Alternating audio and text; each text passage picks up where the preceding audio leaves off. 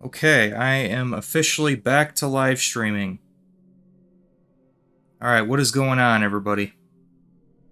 My settings seem to have changed somehow, which is strange, because I haven't streamed for like 4 months, I think. But, yeah, I had a little bit of an issue there. It changed one of my codec settings for some reason, which was causing an issue, but it's fixed now. So anyways, yeah, welcome back, guys. I am officially back to live streaming, and tonight I am going to be suffering through the end of Croc, Legend of the Gobbos. I'm happy to get back into this game, though. Been a really good game. Despite my bitching. I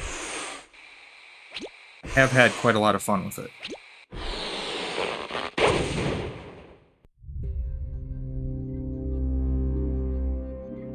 Wonder why OBS changed the settings for my stream. I don't recall ever changing anything, but yeah, I had to change it back.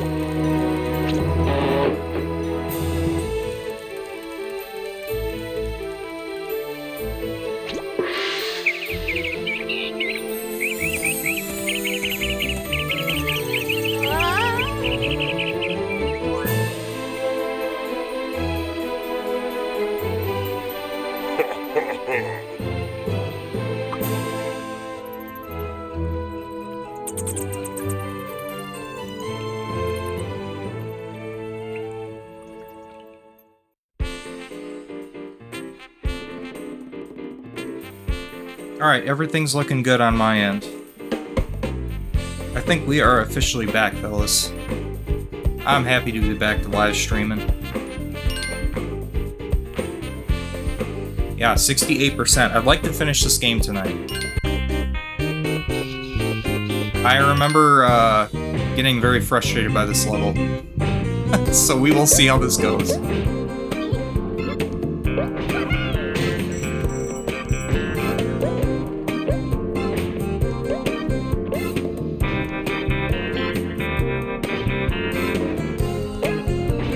Oh shit, I was looking at the statistics of the stream.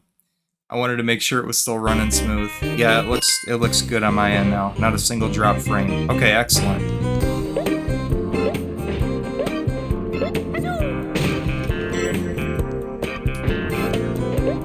Oh my god, this is flippity flop platforms, man.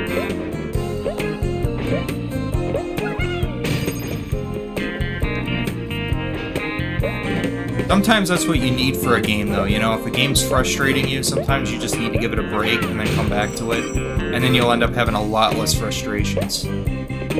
That's happened to me several times.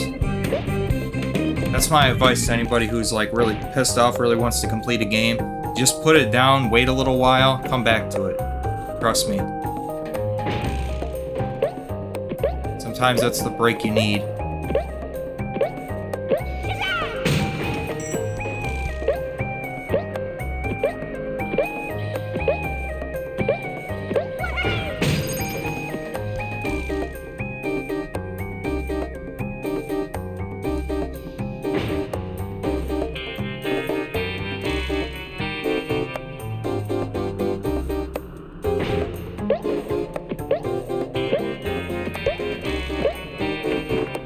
What's going on, Potato Bear?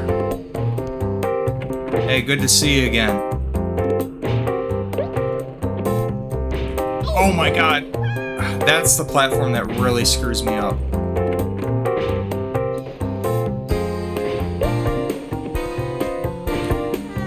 See, you can't... As soon as he does it, you can't jump. Yet their timing has to be, like, perfect here. And then you gotta redo the whole thing again. Oh, that's brutal.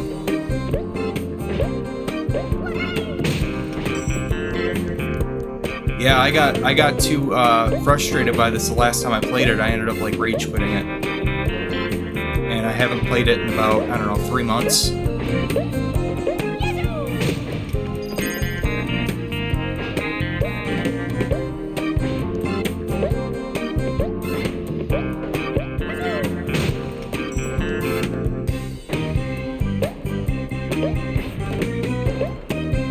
Yeah, this section is easy. It's this section after this one, the third section, that's pretty brutal.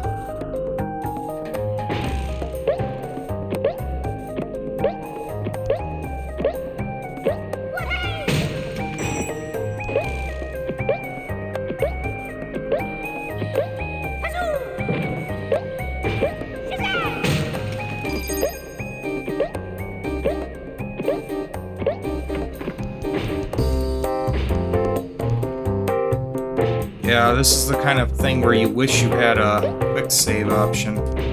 Oh, there we go, I did it! Your timing has to be just super precise here.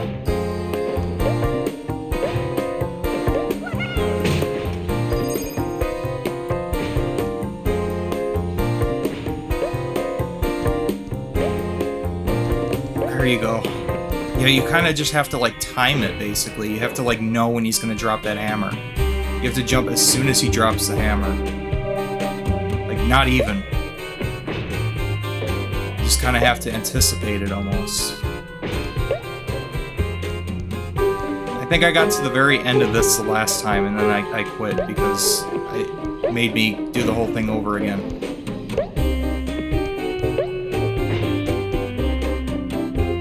Like to get that if I can. Oh man, the tension is real. I will say that's something about these modern games, they don't give you that same level of tension as the classics do. Oh no, you ass!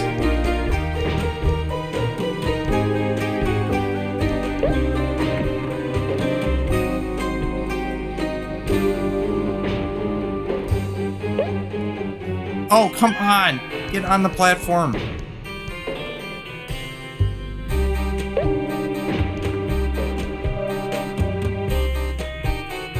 They want you to go through this like 100 times. That's how they pad out the length of the games, man.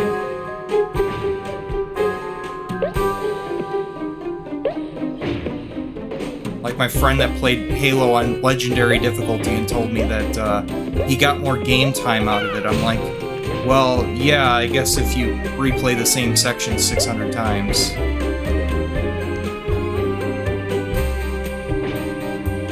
See, the problem is I don't know when these platforms are gonna, like, change over. Like that. Kind of like that. And then you gotta do the whole thing over again. That's great. That's great.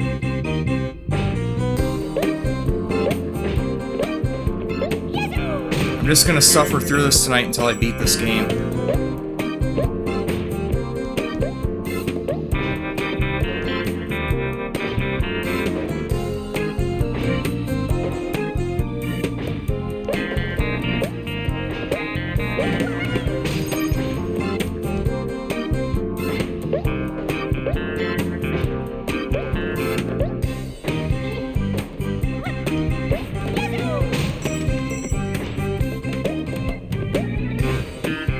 At least know how far you are. Yeah, it's 68% done with the game, and it's not a very long game.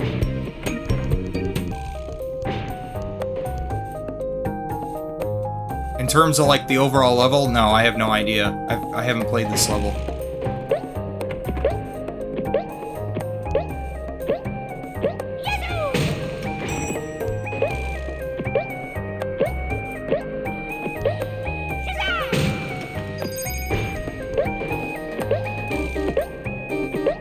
I got this section down, no problem. It's once I get to this section, that's when I start getting screwed up. Well, I'm starting to get better at it, though. I'm getting better at it.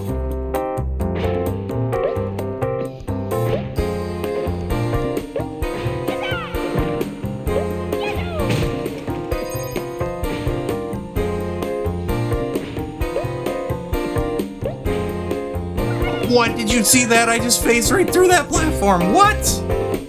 What was that? He phased through the platform.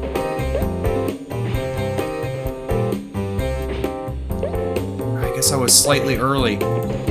Oh no, come on. It slipped off.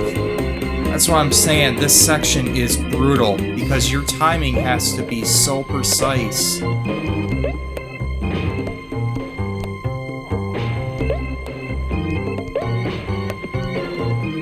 Jesus.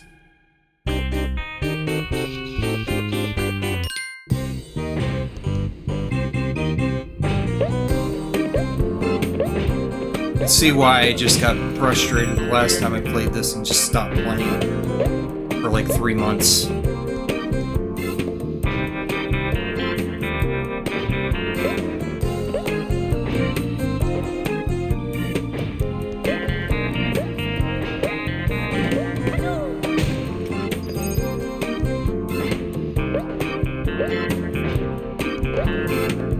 Yeah, these levels aren't long, it's just, since I'm like at the end game stage here, everything is like ridiculously difficult.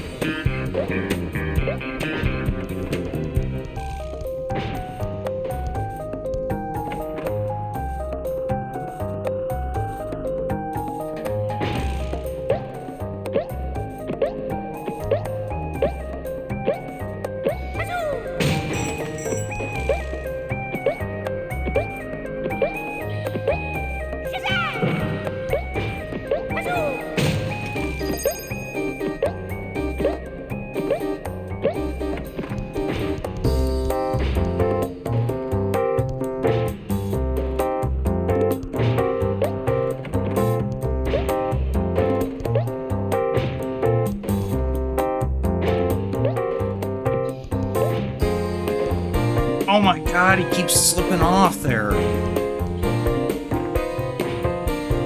Croc, please. Well, this wouldn't even be that bad if I at least have save states, but there's no save states. I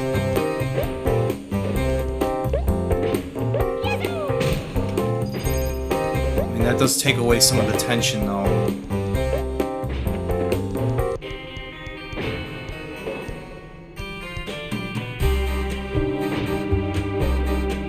Okay, I think I should, like, wait until he resets this stuff, right? Because I know when I say reset, I mean, like, when they flip over like that. Because then I'll know the first stage will be safe.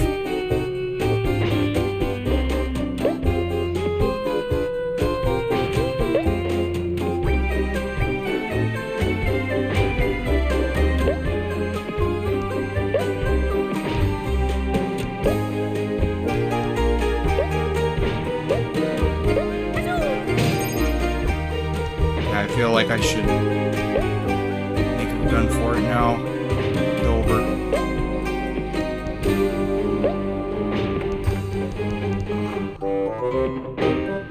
Okay. What hell awaits me now?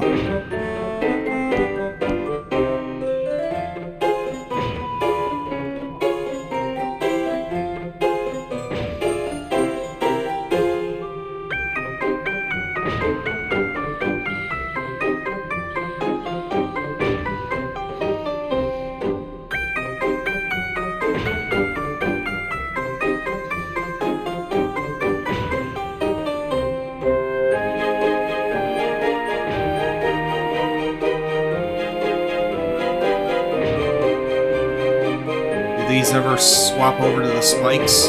Yes, they do. Okay.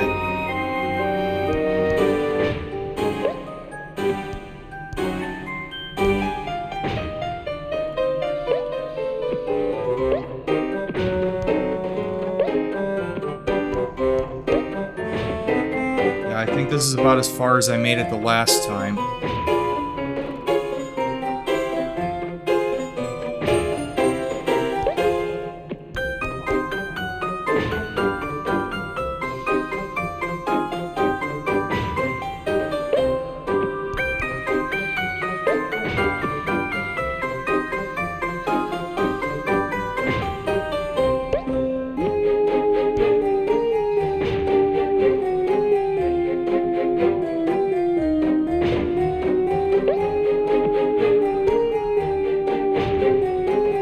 I think I'm safe here. I'm gonna wait for these things to reset.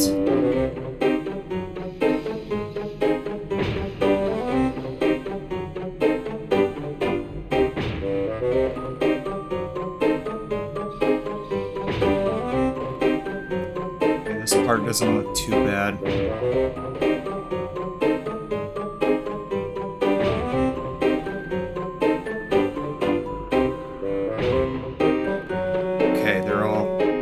Resetting now.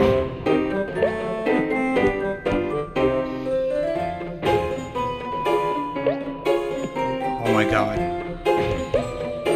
No! No!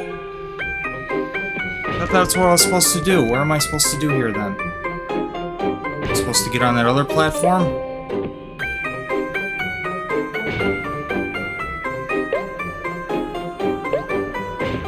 Maybe I'm not supposed to get up to this guy, I don't know.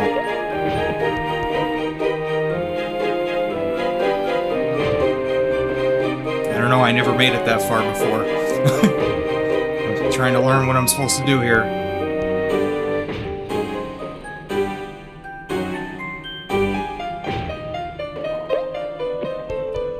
Okay, this isn't too bad though. This isn't as bad as the other section.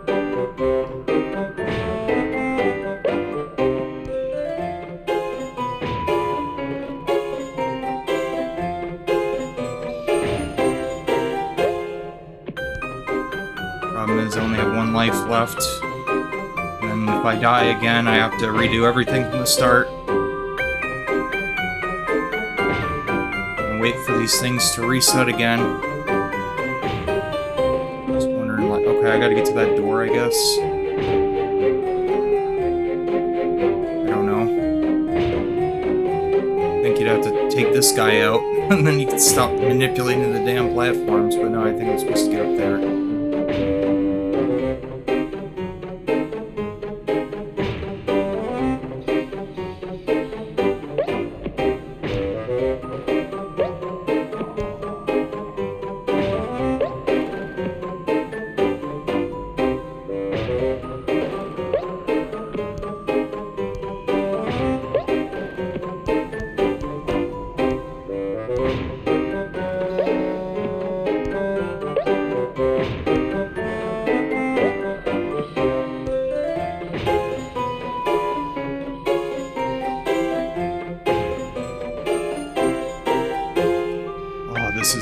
This is unbelievable, man. There's so much to it.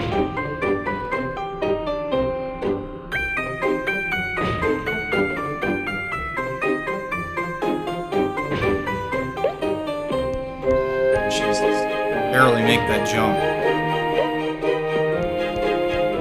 Please don't die now. Oh my god, I did it. And I got the bonus stage. Oh, what fresh hell is this?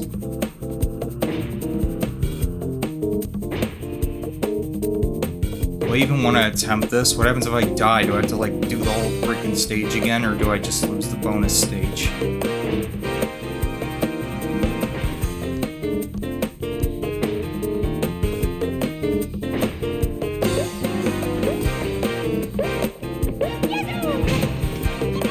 Oh, they got a bunch of Gobbos in here, though.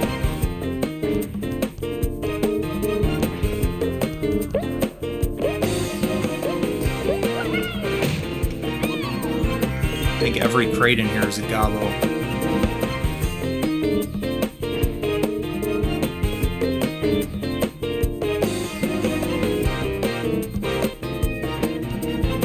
I think I have to get through this. Oh no. Oh, and they're on that real tricky timer too. Good lord. Is there any easier way to get over there? I don't think so.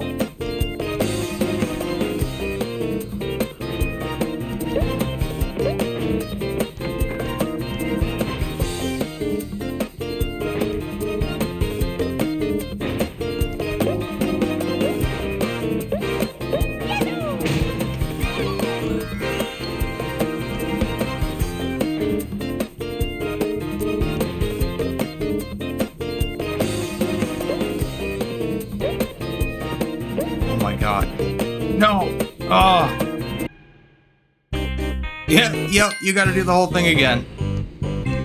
Okay, so it's not worth going for the Gobbos on that. Forget that. You get all that way just to lose everything. Oh, it's like playing a game of double or nothing. Yeah, no, I don't think that's worth it. If I was going for a 100% run, then yeah, obviously it would be, but... yeah, no, to hell with them. They're dead as far as I'm concerned. Next time, don't get yourself trapped in some crazy dungeon.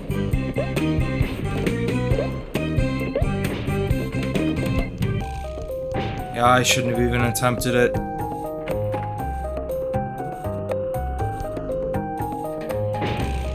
I'd like to just move on. Good lord, this stage is a crazy nightmare.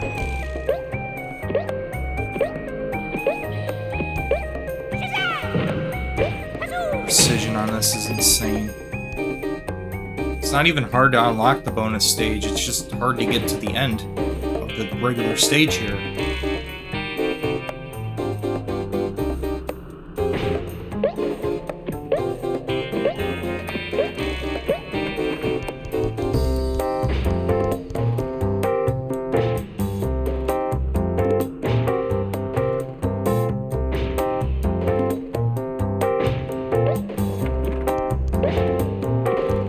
This is the part that I always mess up at because it's ridiculous.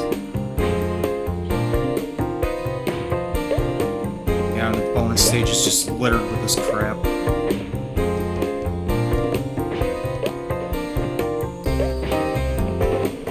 Oh my god, I got lucky there. Did you see that? It tried to throw me off the platform. I don't even know how I made it through that. I got lucky. Alright, we gotta go through this again. Oh, jeez.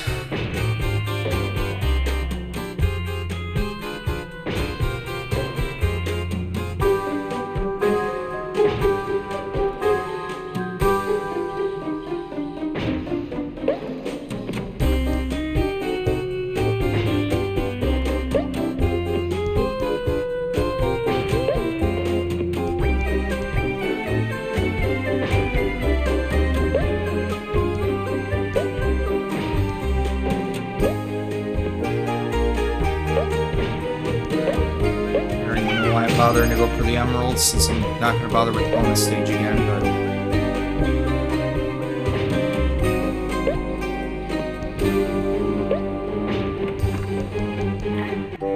but... Yes, sir, Dark. We are back on Twitch. It's been too long, man. It's been too long. It's good to be back.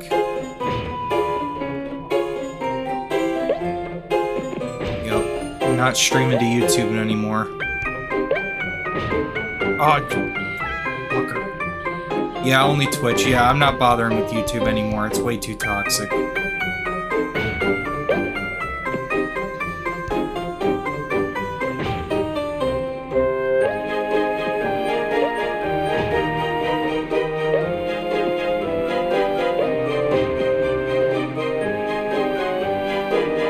I'd rather have 0 viewers than deal with YouTube's nonsense, to be honest. See the vlog videos that I put out on my other channel on YouTube? I mean, like, I literally showcased an alternative to the poor performance of the Oblivion remaster, and people were, like, losing their minds.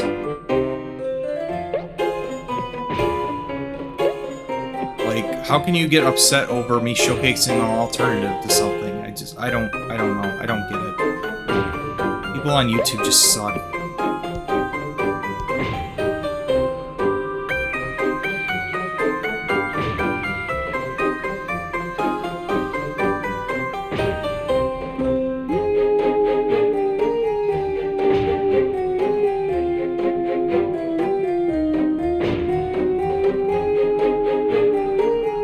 Yeah, there's even more of them now. I just approved a bunch of comments on there. It's just like about like 50 comments of people. Like there was a few people on there that had a brain,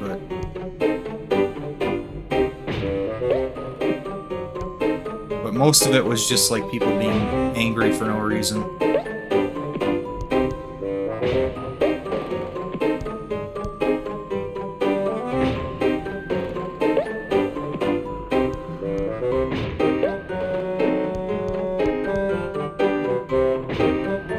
I don't know what you tried to say there, Potato Bear. It got censored. I'm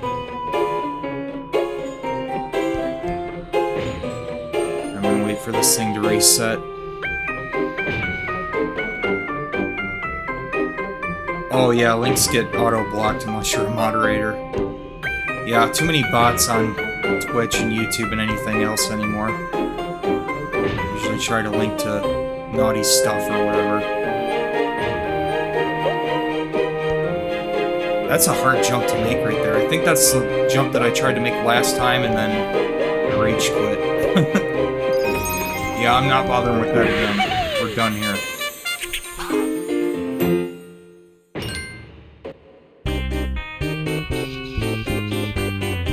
Aaron Dante's Funky Inferno.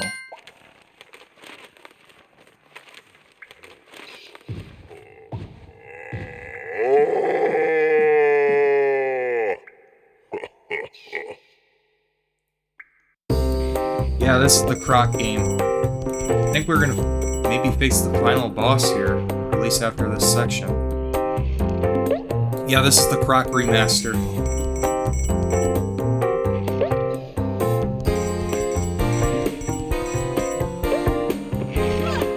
Ow. Oh, this is a moving platform, okay.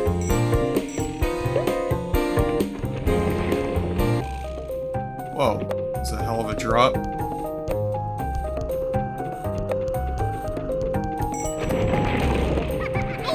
Ow.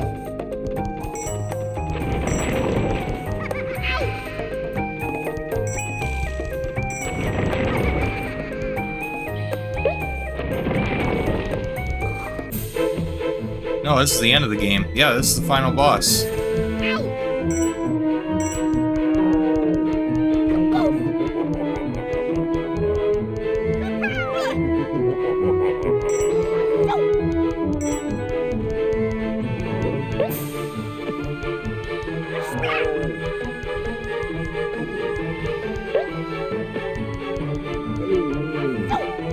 There we go.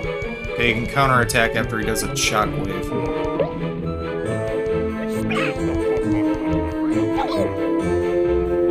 I guess I thought you could.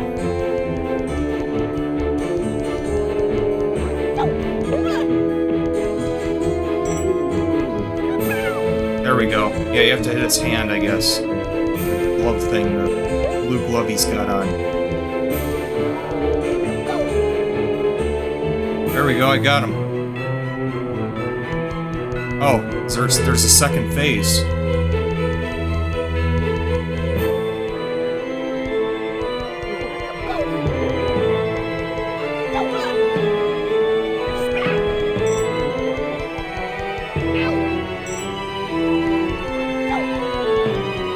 Okay, what's the gimmick here? Doesn't attack until I... Oh, he charges it. Okay, you can jump over him and then counterattack.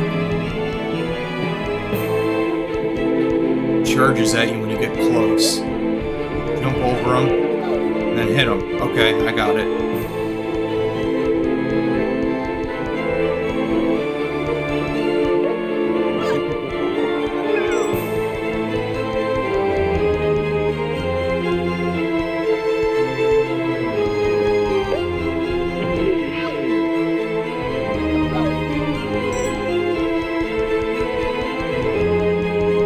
sure you get that gem if you do get hit.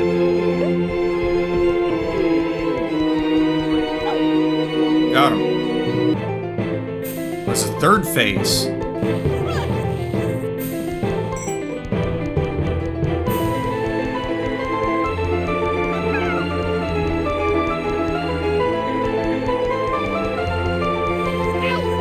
Oh, that's hard to dodge.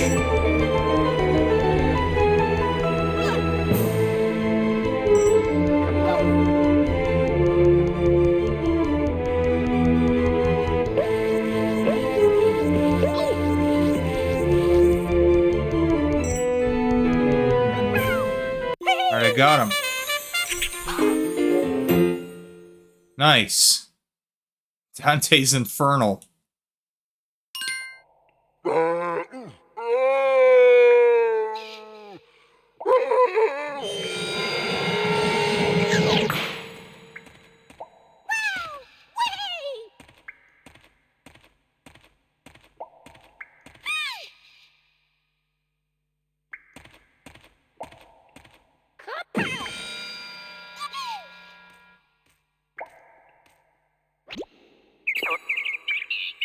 We freed the King Gobbo.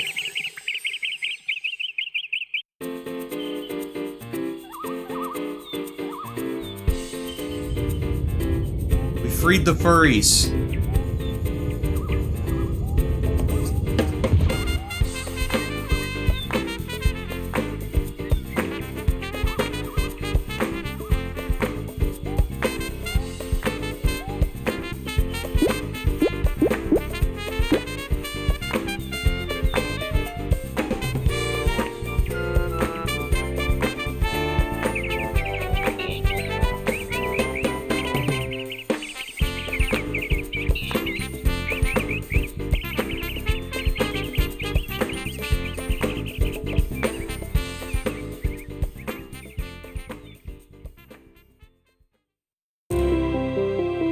Nice.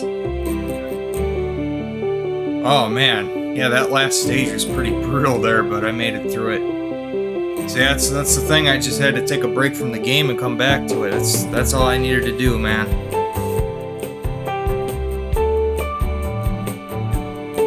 Good stuff. Good thing you don't use deodorant. I stopped that crap a couple months ago since I found out they put chemicals in that stuff. Yeah, you didn't know that?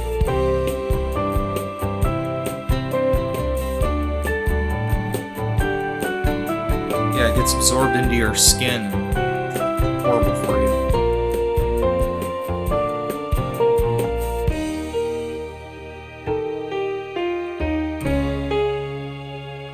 Yeah, the whole thing's a scam anyway. But anyways, yeah, man, I love this game. Despite my bitching a few times there about the limited lives, saying like, yeah, I wish there was a option to just give yourself unlimited lives. To redo the whole stage from the start if you fail it right at the end is pretty annoying, but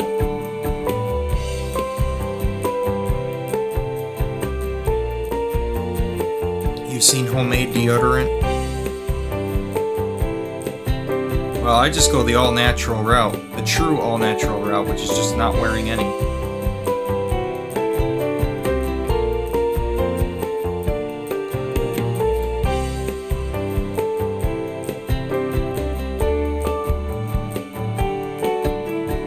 Yeah, this is very much an old-school platformer. Very much still has that 90s aesthetic and arcade feel to it. The limited lives and everything. But I really love the music of it. Gameplay definitely feels tight. Didn't really notice any glitches with this either. There was some cheesiness with the physics from time to time, but I think that's just kind of how this game is. I don't necessarily even think those were like glitches. That's just kind of the old school nature of the game. I don't think they changed like how the game controls like really at all. The only thing that they changed was like the being able to control the camera in third person. You know, better control of the camera. I think that's pretty much the only thing they really changed when it comes to the gameplay.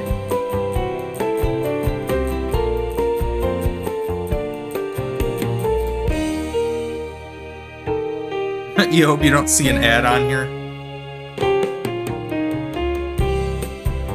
Yeah, I don't know. You might. You shouldn't, because I'm... Shit, Twitch, give me a cut if you're running ads on my channel. Damn. Yeah, YouTube's bad about that these days, though, too. They just put ads on everything.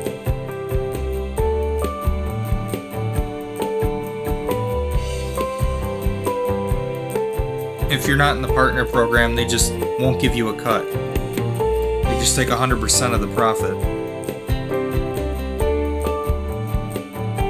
In memory of Kin Tran. Kim Tran. Now find the jigsaw pieces. No, I think that's, I think I'm good. I think I had enough. So that was the final area right there.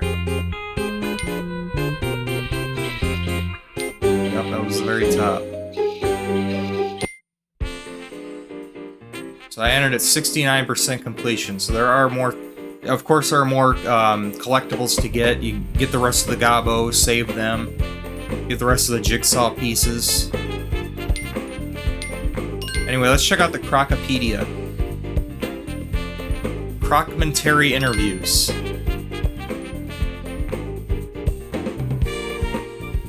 Jez Sand founded Aggernaut in 1982, working out of his bedroom to develop his breakthrough game, Starglider, in 1986. Its success enabled Jez to grow Aggernaut into a thriving game development studio that released Starglider 2 in 1988 before moving into handheld and console development. The groundbreaking 1993 release Star Fox utilized the Aggernaut-developed Super FX graphics processor, which Jez co-created, and 1997's Croc Legend of the Gobbos became Aggernaut's biggest original title. In 2002, Jez was made an Officer of the Most Excellent Order of the British Empire by Her Majesty Queen Elizabeth II and the British government for services to the games industry. Wow. That's a hell of an honor.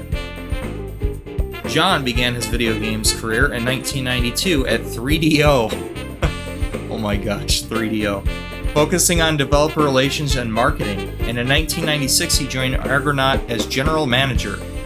Working closely with founder Jez Sand to run Argonaut, he took on the additional role of executive producer on FX Fighter Turbo and hands-on production responsibilities for Croc Legend of the Gobbos.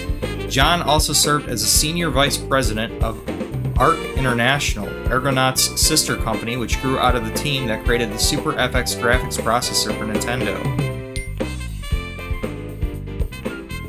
Jez Sand and John Edelson,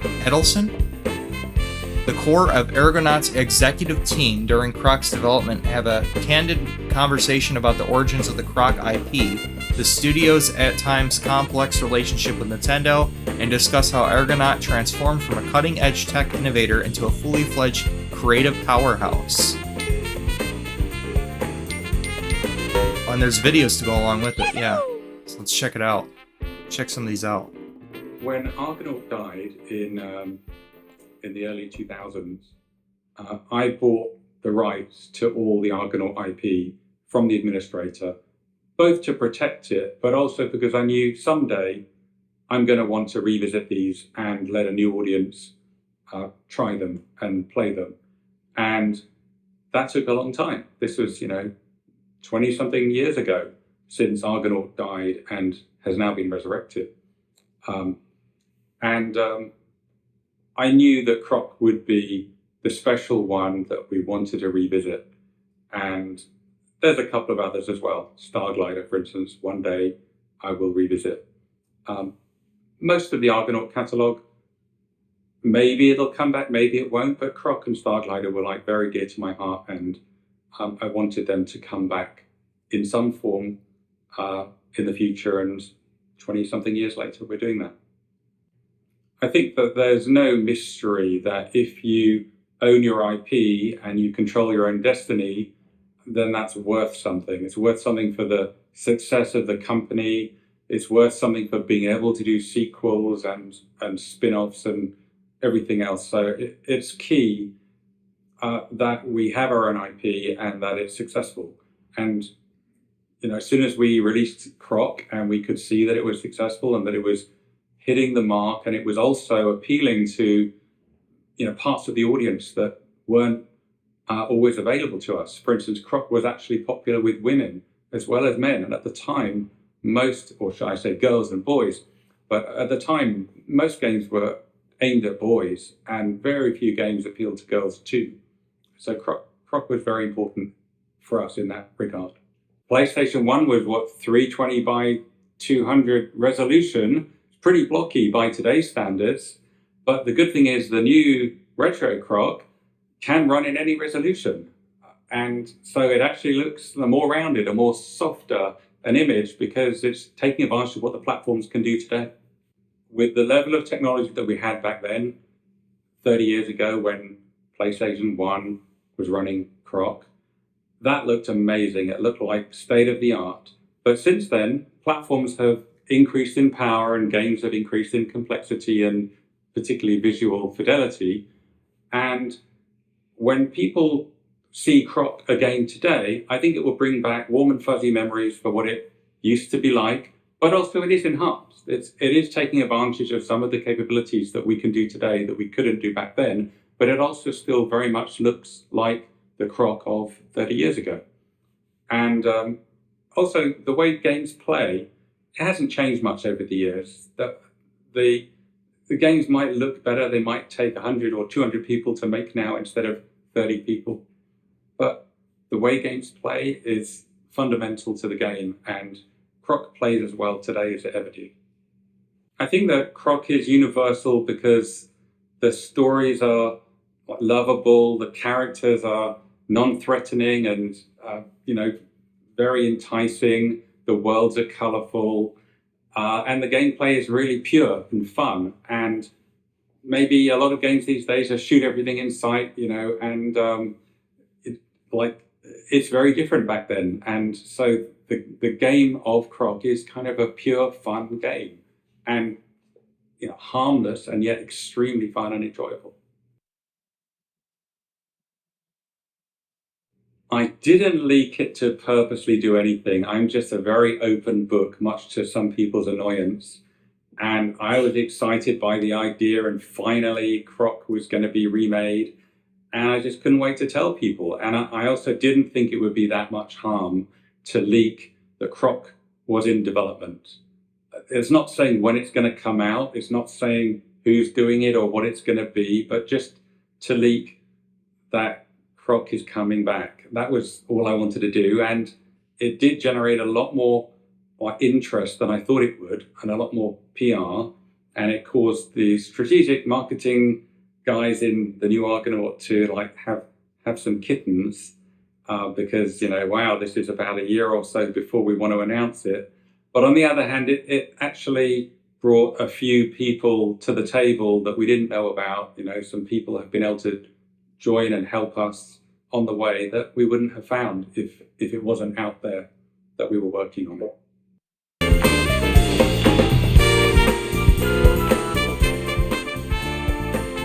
Very cool to hear all that. Yeah, and what he was saying there about game development not really changing a whole lot. It's kind of true, right? Games do play pretty similarly today than what they did 30 years ago. And really, I think what's really fascinating to me is just how much better optimized games really were back then, right? It's funny, we were just talking about the Oblivion remaster. That game runs like hot garbage. And when you think about the level of hardware that they had access to, 30 years ago, we're talking megabytes of RAM, not gigabytes.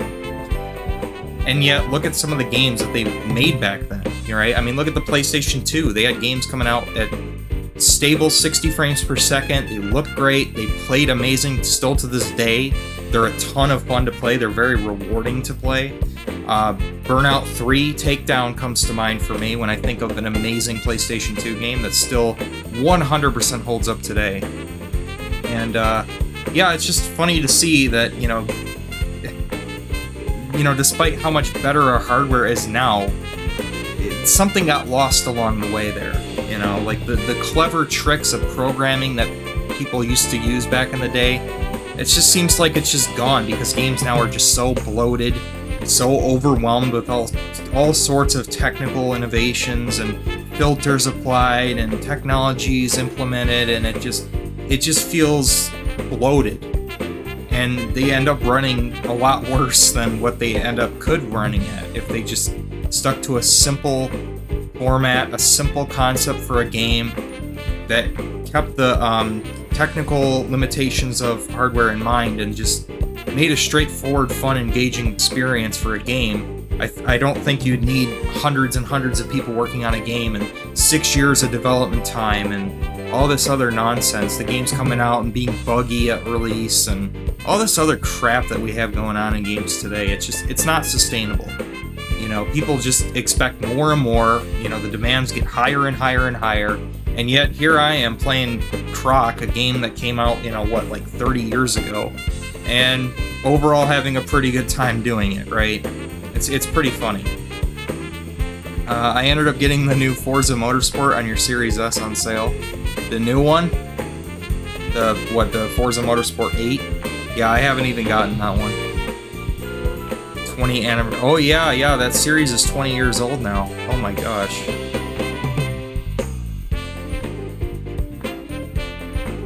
Oh man, that's crazy to think about. Forza Motorsport 1 is 20 years old now. Wow. Alright, so anyway, here's the next bit of media here to play. I'm going to boost the volume on the capture card again. These interviews are awfully quiet for some reason.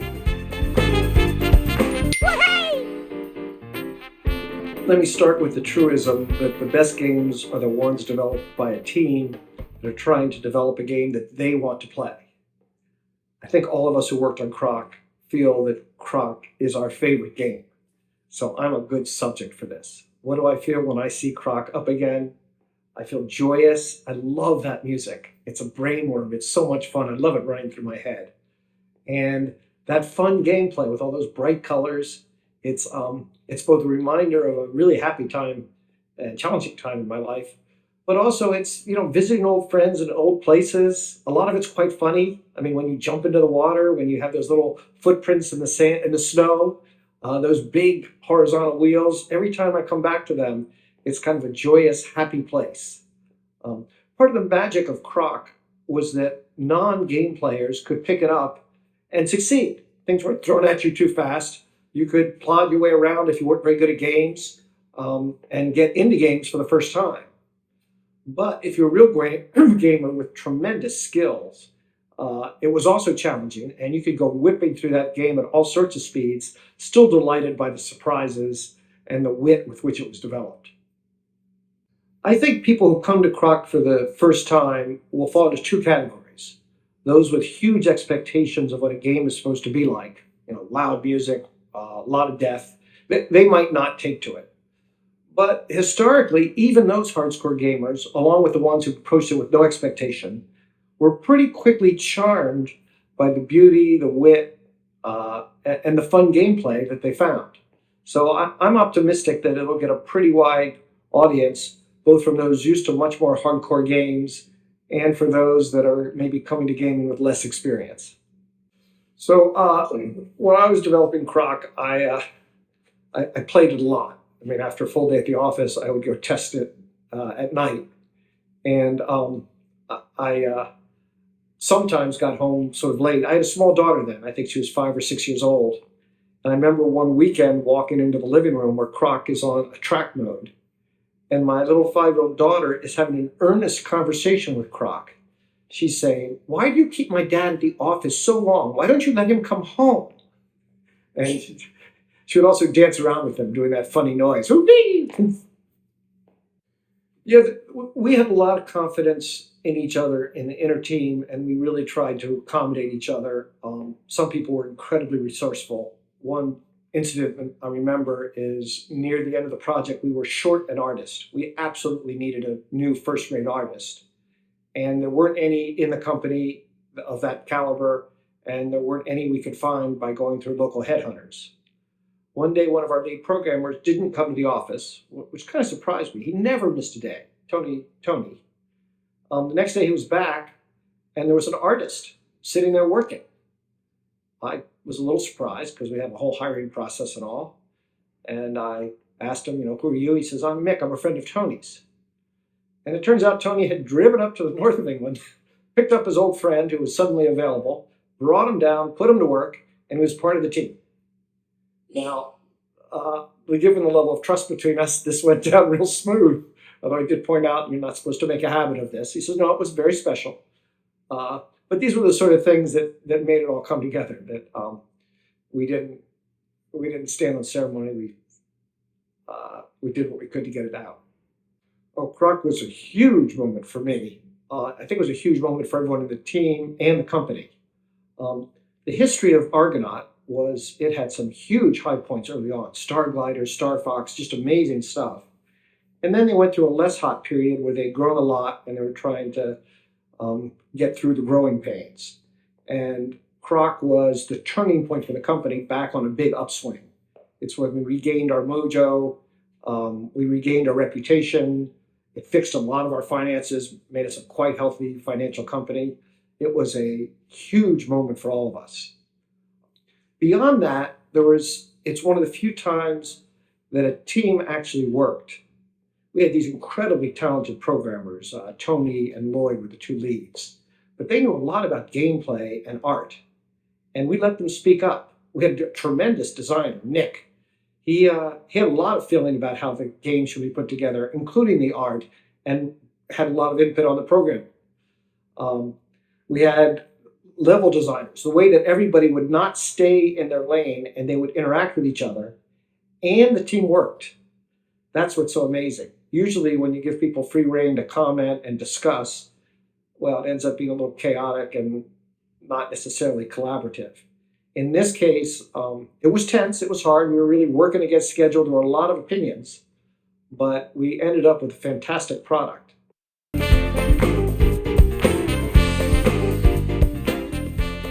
Yeah, I do really like the charm of the game, just the art style of it and everything. It's just very cutesy in nature, very inviting for all levels of skill. And it does have that challenge to it.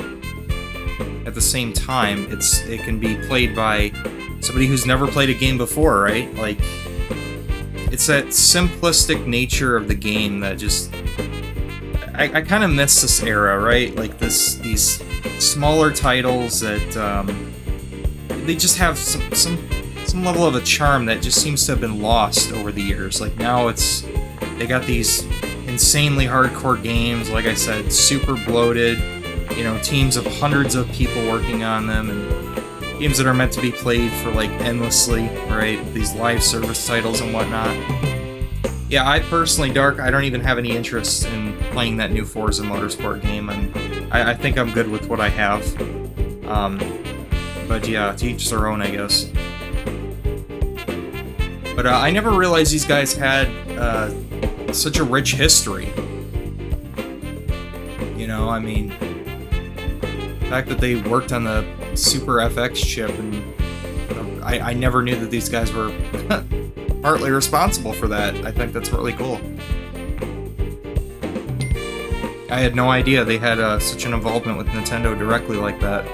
That's really interesting. But yeah, it just goes back into what I was saying. Like, people back then, I think they were more talented. The developers back then, I think they were more talented than a lot of the people we have today. And part of the thing that makes having such a small group of developers working together in tandem so beneficial is that everybody's on the same page, right? I mean, think about it. If you have like 300 people working on a game, how are you really supposed to be able to all collaborate together to work on something? That's got to be a conversation, a communication nightmare. To try to get everybody on the same page at all times, it can't really happen. Whereas if you have a team of like 20, 30 people, it's a lot easier to get everybody on board on the same page with the same kind of direction of what they want to do, what they want to implement, things like that. I think that would be a lot easier to do. And I think that's also part of the problem, is that these games they have such a huge crew of developers all working on it at the same time. it just, something's got to give, man. The way games are developed now is not sustainable. Games back then, just, they had a clear direction in mind, they had a clear goal, and it was a lot easier to just get something out the door in a stable state right from the get-go. And that's just not the case anymore. Something got lost along the way. Anyway, here's the next bit of commentary.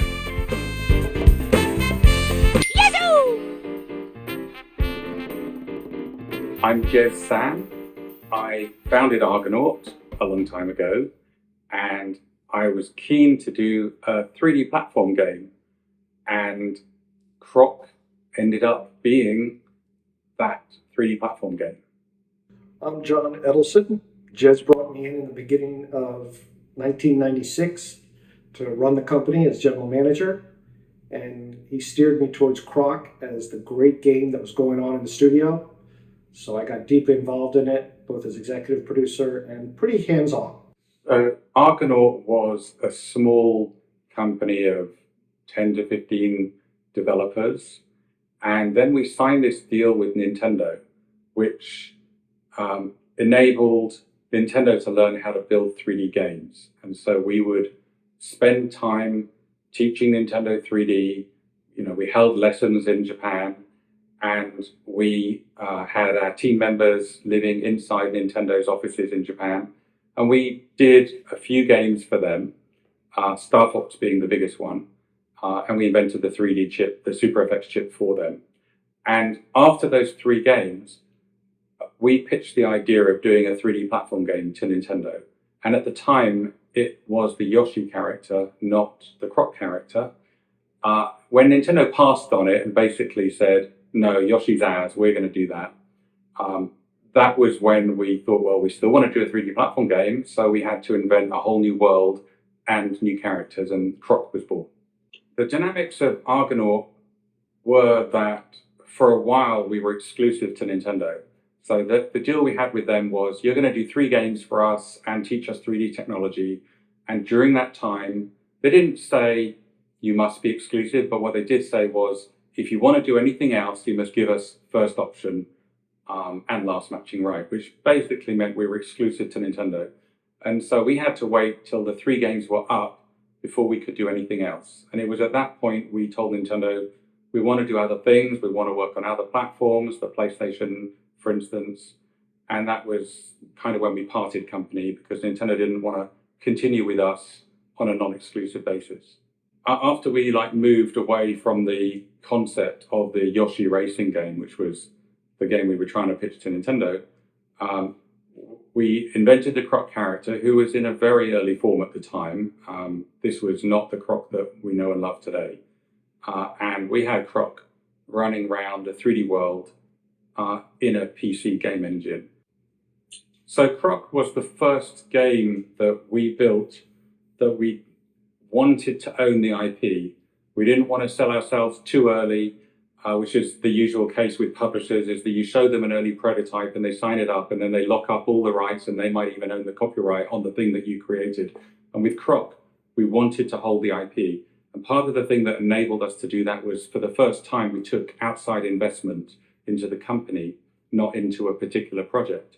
And that gave us some financial freedom with which to take more risks. And Croc, we did substantially under our own risk before we signed a deal with anyone. And, you know, as we know, we signed it with Fox. And by the time that we signed it with Fox, Croc was already substantially developed. And so we were able to hold the IP, we were able to get a better deal in terms of the royalty rates than we would normally have got if we signed it early. So it was, you know, the stars aligning in multiple ways. And Croc was the first project that we did that with. When I joined Argonaut, there were about 100 employees on both the technology and the game side. On the game side, there were maybe 6 games in various stages of development. Croc was by far the largest team and the most promising. They were an amazing collection of talent, both on the technology side, the art side, the user interfaces, testing. It was all there. What was missing was the piece to get the games finished. once you have a publisher who's willing to spend a lot of money at a certain date, they commit budget to TV and they commit it to the stores. You absolutely have to hit that date. That's make it or blow it. And I was pretty big on we're going to hit our deadline. So the magic of the Croc development process was, first of all, a collection of amazing talent, a real vision, and building fantastic tools to get going. From then on, where I got deeply involved, a lot of it was keeping the team motivated, but there was a hardcore, maybe a half dozen people to whom Croc became their life. These people who were living and breathing the development process, coming in early, staying till late, coming in on the weekends, they're the ones that I heavily rewarded. I listened to constantly. Often they had some idea that they had trouble articulating, but it would take months to do, and I really had to decide whether or not to green light it or not. So I was working very closely with the team and recognizing those that are making the sacrifices to make it happen. So one of the things we learned when we worked with Nintendo, which was very good for them to learn how to make 3D games and very good for us to learn how to add IP and characters into games. So we both got something significant out of the Nintendo relationship. But one of the things that we learned from the way Nintendo worked was that they didn't schedule up front and they didn't design the games up front. They did lots of playgrounds and test areas and figured out what was fun. And they did that for a long time before they actually designed levels and were able to schedule something. And even then, I don't think Nintendo ever believed in schedules. I think they just, the Peter Molyneux approach to game design, which is it's done when it's done and no one knows in advance. Now, we couldn't afford to do that, being a commercial studio that had deadlines. But even then, there is some playing around you have to do with, open playgrounds and blank pieces of paper effectively till you figure out what works. And especially in a new game genre, you have to figure that out before you design the levels. One of the reasons that many games aren't any fun is once they become playable, people realize what they should fix. But it's too hard to fix it. They've locked in with all this code.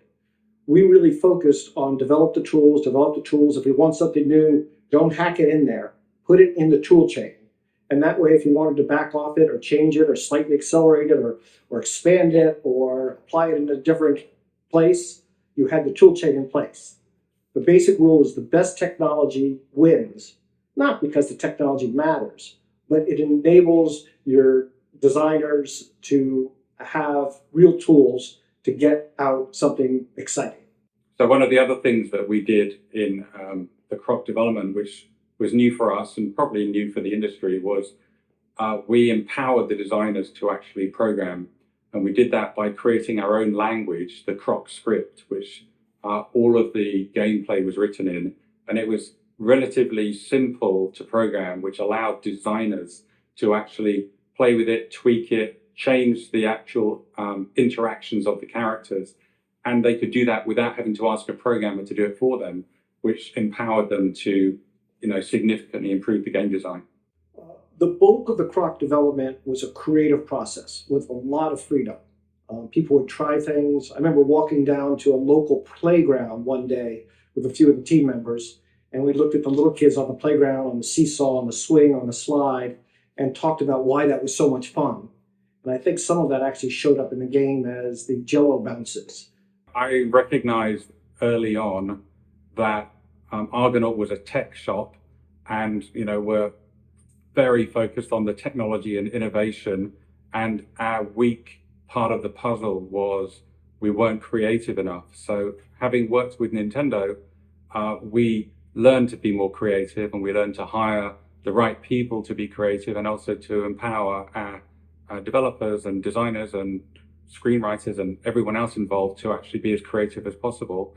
It's not something that comes naturally to me. I'm a tech guy, but I did recognize that we needed to beef up our creative side of the business, and we did. Croc was the one game where we decided to be much more creative and to push the IP.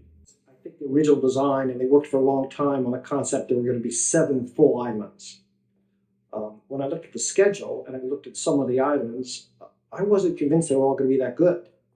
And I would ask a few people on the team, which are our best islands, which are our worst islands. And everybody sort of knew which ones the weak ones were going to be.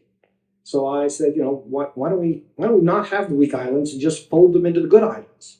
Another thing we learned from working with Nintendo, because we were always about the tech and the 3D, and most of our games were first-person games. Not first-person shooters, because they didn't really exist at the time, but they were first-person games. And we worked with Nintendo, and Miyamoto always believed the game should be third-person, because you should see yourself on the screen and see the impending danger and see something bad happening to you. And so, yet again, Croc was the first game that we built that was a third-person game. And, we took what we learned from working with Miyamoto-san and applied it to our own 3D platform game. I think when we started Croc, we knew this was a new category of game and that we were very excited by it. And we felt that we could carve out a new space because no one had done 3D platform games before. But as we progressed, and especially because we'd already pitched it to Nintendo, and Nintendo had said, no, we want to do that ourselves. So at some point we knew Nintendo was going to compete with us, and they had infinitely more resources than we did. And sure enough, Mario 64 came out before Croc had shipped, which was a blow to us because we invented that category. We gave them the idea. We showed them the visuals of how to do it. And in fact, our Yoshi racing game it looked like Mario 64. I mean, it basically, it was a shock to us and a disappointment that they got there first. But of course they were going to. They just had, billions of dollars at their disposal, and we didn't. We were a small shop. But getting there second, but being multi-platform was also good too. And we had to keep going. The new controller was a last-minute horrible surprise. Sony had just announced the analog stick, and we had like a week or two to implement it just before we went final. And so we did it, but it wasn't ideal. And, had we had more time, we probably would have made it miles better. And the new Croc Retro Edition, we did significantly improve that. But yeah, it was a challenge to incorporate that at the last minute. But if we didn't, we probably would have missed out. Remember the mudslides in Croc? They're not there. We had worked on some really cool scenes where Croc was sort of skateboarding around on these little mud flows. They would have been really cool. But we're getting down to the closing strokes on Croc. The clock is ticking. And I consulted with a few people on the team, asked Jez if he would cut my head off. Everyone agreed that, no, that's probably the right call. It is painful. So I announced to the team one day, the mudslides are not going to be in this version of the game. I am so sorry. It jeopardizes the schedule. It's taken up technical resources, art resources, design resources, and test resources we needed for the game. And I remember watching a few of my colleagues just cry, and they hated me. But you got to get the game out. This is what we owe to everyone. And it was a great hit without the mudslides. 30 years later, and I still feel bad about it. There's always a compromise between scope of the game and quality and deadlines. And you want to keep quality, and in our case, we wanted to keep the deadline. So you have to cut the things that are not ready yet or they're not working yet and focus on the things that are working, that are good, that can ship in time.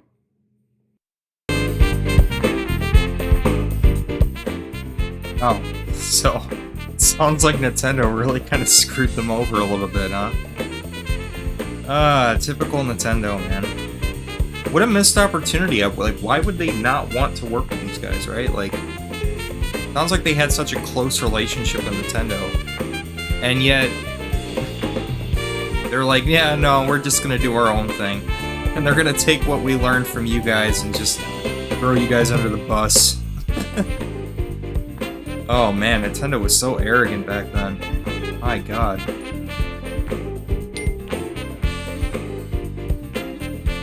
Yeah, so kind of sounds like a missed opportunity, though. I think they would have been a lot better off if they'd worked directly with them. I mean, imagine if Croc was an exclusive to the N64. I think this game would have been a good fit for the N64. So, Sounds to me like it's just more of a missed opportunity.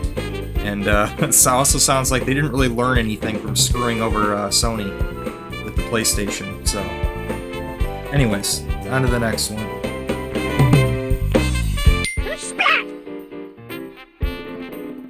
So my name is Nick Custworth, and I was the lead designer on Croc, Legend of the Gobbos, and Croc 2. So I joined Argonaut in 1993, and the first game I worked on was Vortex for Super Nintendo with Super FX chip. Croc came, I think we started about probably 95. I'd worked on a couple of other things for Argonaut within that time. I'd mentioned Creature Shock Deluxe. There was like a Scooby-Doo game, a game that never came out, which was very interesting. But then, so Croc was probably like the fourth thing that I'd worked on at Argonaut, and so my introduction to Croc came fairly early on. Jez had obviously demoed the Yoshi demo to Nintendo. And I was working on a project called Creature Shock Deluxe, which was taking the PC game Creature Shock, putting it on the Saturn and putting it on the PlayStation.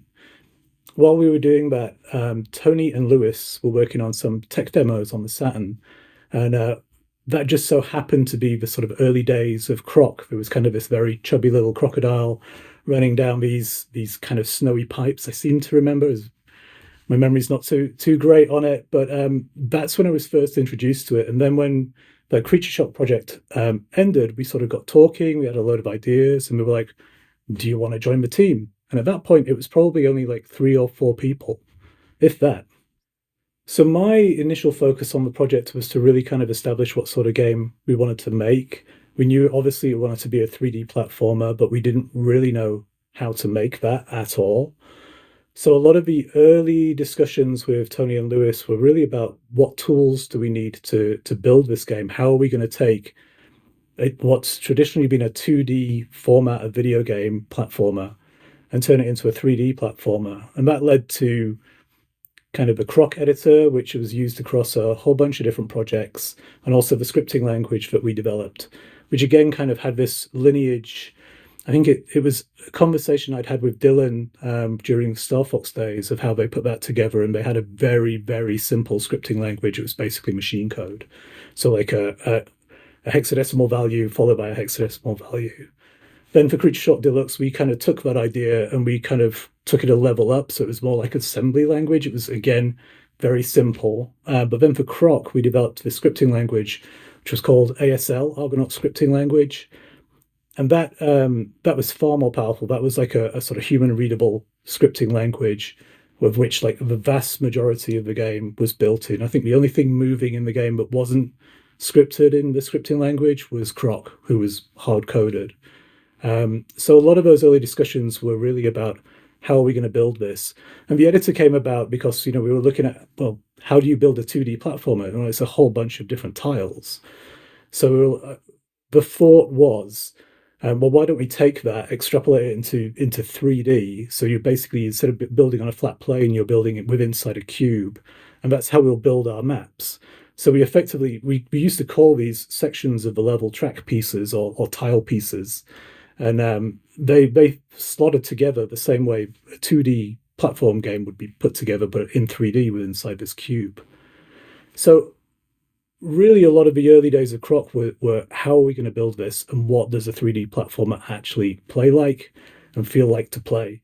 I remember the idea of a 3D platformer was floated around even during the Super FX times, but the limited amount of polygons that you could push around on the Super FX chip made that kind of like a hard problem to solve. So when the PlayStation and the Saturn came about, it kind of allowed us a little bit more flexibility to think about what that might actually look like as a 3D platformer. But there really was no point of reference. Obviously, games kind of came out, a few during the development of Croc, and obviously many after. With Mario 64, of course, being the main one. But we didn't have really any sense of what anybody else was doing at the time. So every single problem that we faced, every single decision that we made was kind of it felt kind of pioneery. It was the first time we were really tackling some of these problems, even though Argonaut has a great history of doing 3D games. I mean, it barely did any 2D games. You know, it was birthed in 3D. So even with all of experience within the company, this sort of challenge of trying to translate a 2D platformer into 3D, yeah, it was. I wish I could remember specifics or any eureka moments. I don't think there really were any. It was kind of this gradual process of trial and error and trying different things. And like the camera is a huge part of that. And, you know, we had no real idea how to do a camera for a 3D platformer. And what we had in Croc worked with the control system that we had. But obviously, you know, anybody who's played any more modern platformers, you know, the camera in Croc is really quite primitive. And it was something that when Mario 64 came out, it was kind of like a bit of a shock because they'd kind of solved the camera first time out of the bat. And yeah, it was something that we struggled with a lot on Croc 1 and on Croc 2. Yeah, I mean, looking back on Croc, there is a lot of variety, and there's a lot of different characters in there, and they all do a unique thing, which is really nice. In terms of what we could draw on screen, again, this was kind of a discovery of what the hardware was able to do. We did set a hard limit on the distance of the worlds because anything beyond it, we were running into performance issues.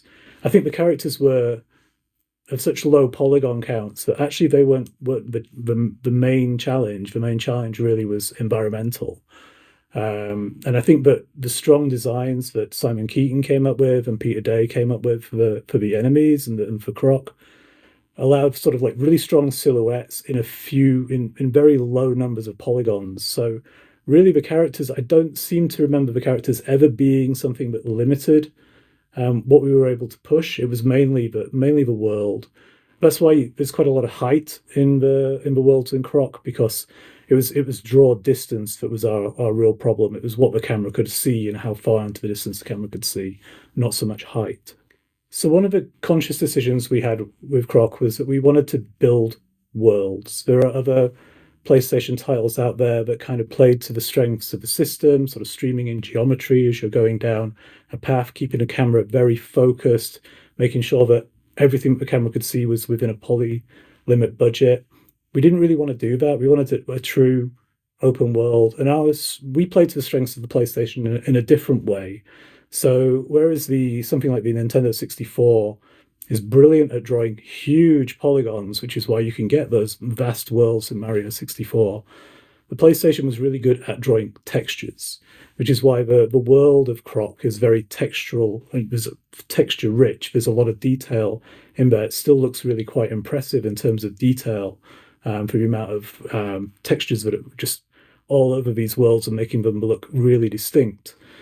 So we could have possibly taken an approach where we kind of played to the limitations of this sort of draw distance limitation of the PlayStation, but we decided to create more solid, interesting, unique, intricate worlds, and we limited them by containing them to certain dimensions, and then each level you'd go through a door to go into basically the next section of the game, which I think ultimately is part of the charm of the game. We saw it as a limitation at the time, but in talking to people that played the game and loved the game, it's actually something that we really appreciate, because every single room feels like a challenge, and there's like almost a puzzle to solve, or there's something to solve within that room.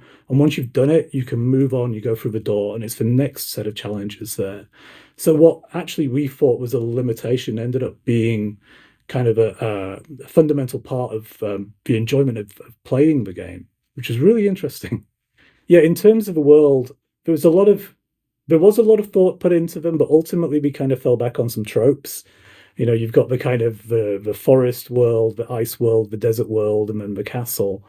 But you have to kind of put that in the context of all the other problems that we were trying to solve at the time. And it's like there's certain boundaries on how far you can kind of push things. So we felt this sort of safety in these very distinct worlds that had very distinct palettes. So it was clear when you went from one island to the next that something different was going to be there. And with the ice, the ice still looks really beautiful. And I distinctively remember as well. I think it's in the final boss arena with Baron Dante. There's like a stained glass window, and the light reflects onto the arena floor, and that was done. That was all done by hand. That was. I remember the day walking in and just seeing it that day, and I think that was Mick that did that, and it was just whoa. That's really that's a sort of beautiful artistic touch that is completely faked but looks so convincing, and especially for a PlayStation, it looks brilliant.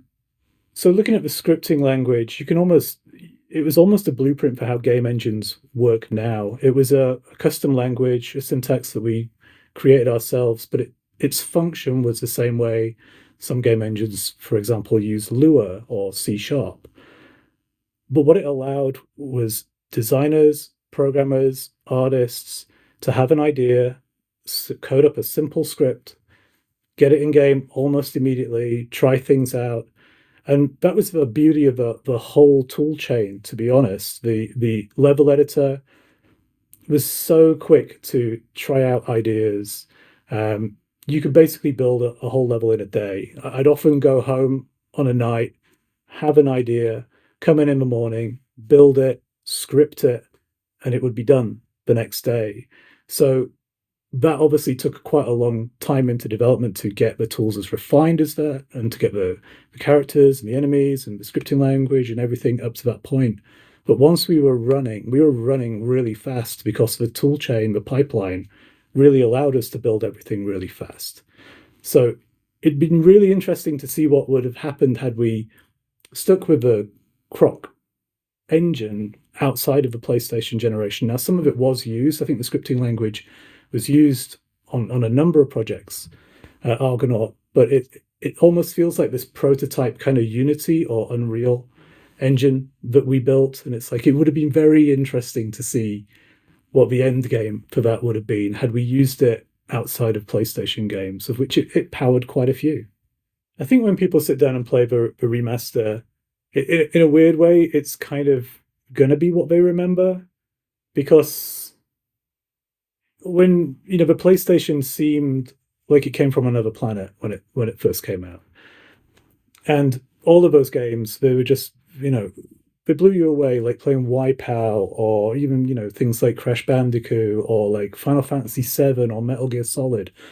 I remember seeing Metal Gear Solid for the first time and just being like, this is a film. My jaw drops. You play it now and you see all of the technical limitations of the PlayStation, but with this remaster, this sort of like loving recreation of what we created back in the 90s, it just kind of takes away the stuff that can get in the way of playing, like the polygons popping and like the warping of the textures and things like that, and also like the complication of having to set up some weird way to play it in an emulator or a Mr. FPGA or whatever it is. So I would hope the players that pick it up feel like it was just yesterday, and that's exactly how they remember it. And I spent 10 years at Argonaut, 10 very happy years. It was a great company to work for. Jez was an awesome boss.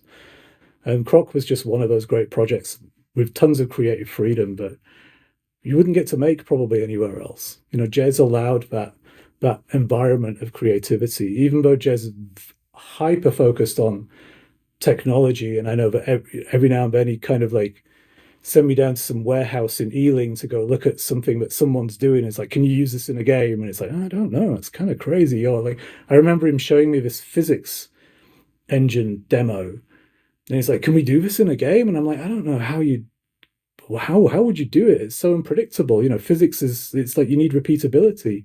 He was always way ahead, looking at things that nobody else was looking at. And I kind of wish I'd stuck with it a little bit, because like the physics thing really sticks with me. It's like, how did he see before anybody else that physics was just going to be a fundamental part of like 3D games? when everybody else was just still in that mindset of like repeatability, predictability, sort of 2D mindset. So Jez was a real visionary when it came to technology, but also fantastic when it came to allowing space for creativity.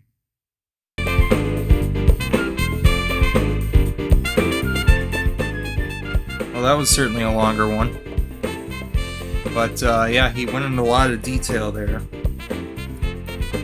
So my thoughts on that. Well, talking about how 3D physics and, physics are going to be an important role for 3D games, and, people weren't really thinking about that at the time, but I don't know how you can't, right? I mean, when you think about a 3D environment, especially a platforming game, how can you not think about physics? Physics would be like one of the most, if not the most important aspect of your entire game. Your entire foundation relies on the physics engine, right? I mean, because I don't know how you play a 3D platformer with bad physics and be like, oh yeah, this is great, I like this, like, okay. I don't know how you don't think about things like that, but yeah, anyway, wow. I mean, you can see how these people have aged over the years. My God, they're all getting up there in age, man. Everybody's got gray hair. Well, except for him, because he clearly dyed his hair. But everybody, man, the wrinkles, the hair, you can tell, man, they're getting older. I mean, these people have contributed a significant part to the gaming industry, particularly in the 90s and late 80s, right? And that's like, wow. It's crazy to think how time has passed on, and I don't know, I kind of miss the simpler times, man. But in terms of what he was talking about, how this game is like, he hopes that the remaster will be like a good entry point for people to be like, oh yeah, I remember this, and things like that, and removing some of the barriers to entry. I think it mostly does. I mean, I like the fact that they added the full camera control. I thought that was really cool. Again, though, like I've reiterated multiple times during my playthrough of this, the limited lives thing, at least for me, does kind of kill it a little bit. It is rather frustrating, especially if you're live streaming it in particular, right? Because nobody wants to watch somebody have to go through one section of a game over and over and over again. And I mean, I get that that's part of just this era of games, but I mean, if you wanted to put out a remaster and say like, oh yeah, I hope that people can easily get into this, I think they should have at least came out with the option to remove the live limit. Just like the Crash games did, right? I think, what was it, Crash 4 that did that, if I recall, where they had a classic option and a modern option. The modern option got rid of the limited lives. And I was just surprised that this game didn't do that. It does feel kind of weird seeing a game now that isn't like an arcade title have a limited amount of lives that you have access to, and then if you run out, it's like, oh, you gotta redo the whole stage again, and that's kind of frustrating if you're right at the end of the stage and then, oh, you just do the whole thing again. So I think that was the one barrier to entry they should have removed, optionally, of course. For those that like that old school charm to it, of course give them the option to have that. But I don't think there would be anything wrong with at least having the option. But that's my opinion. Like I said, I wouldn't have been as bothered by it had I not been live streaming the game. But I know people don't want to sit here and watch me fail a stage multiple times and to redo the whole thing over and over again, right? I know that can be not exactly entertaining, but nothing I could do about that. There's nothing I could do, dude. Nothing I could do. Alright, so Scott Butler's up next here. He is the lead artist.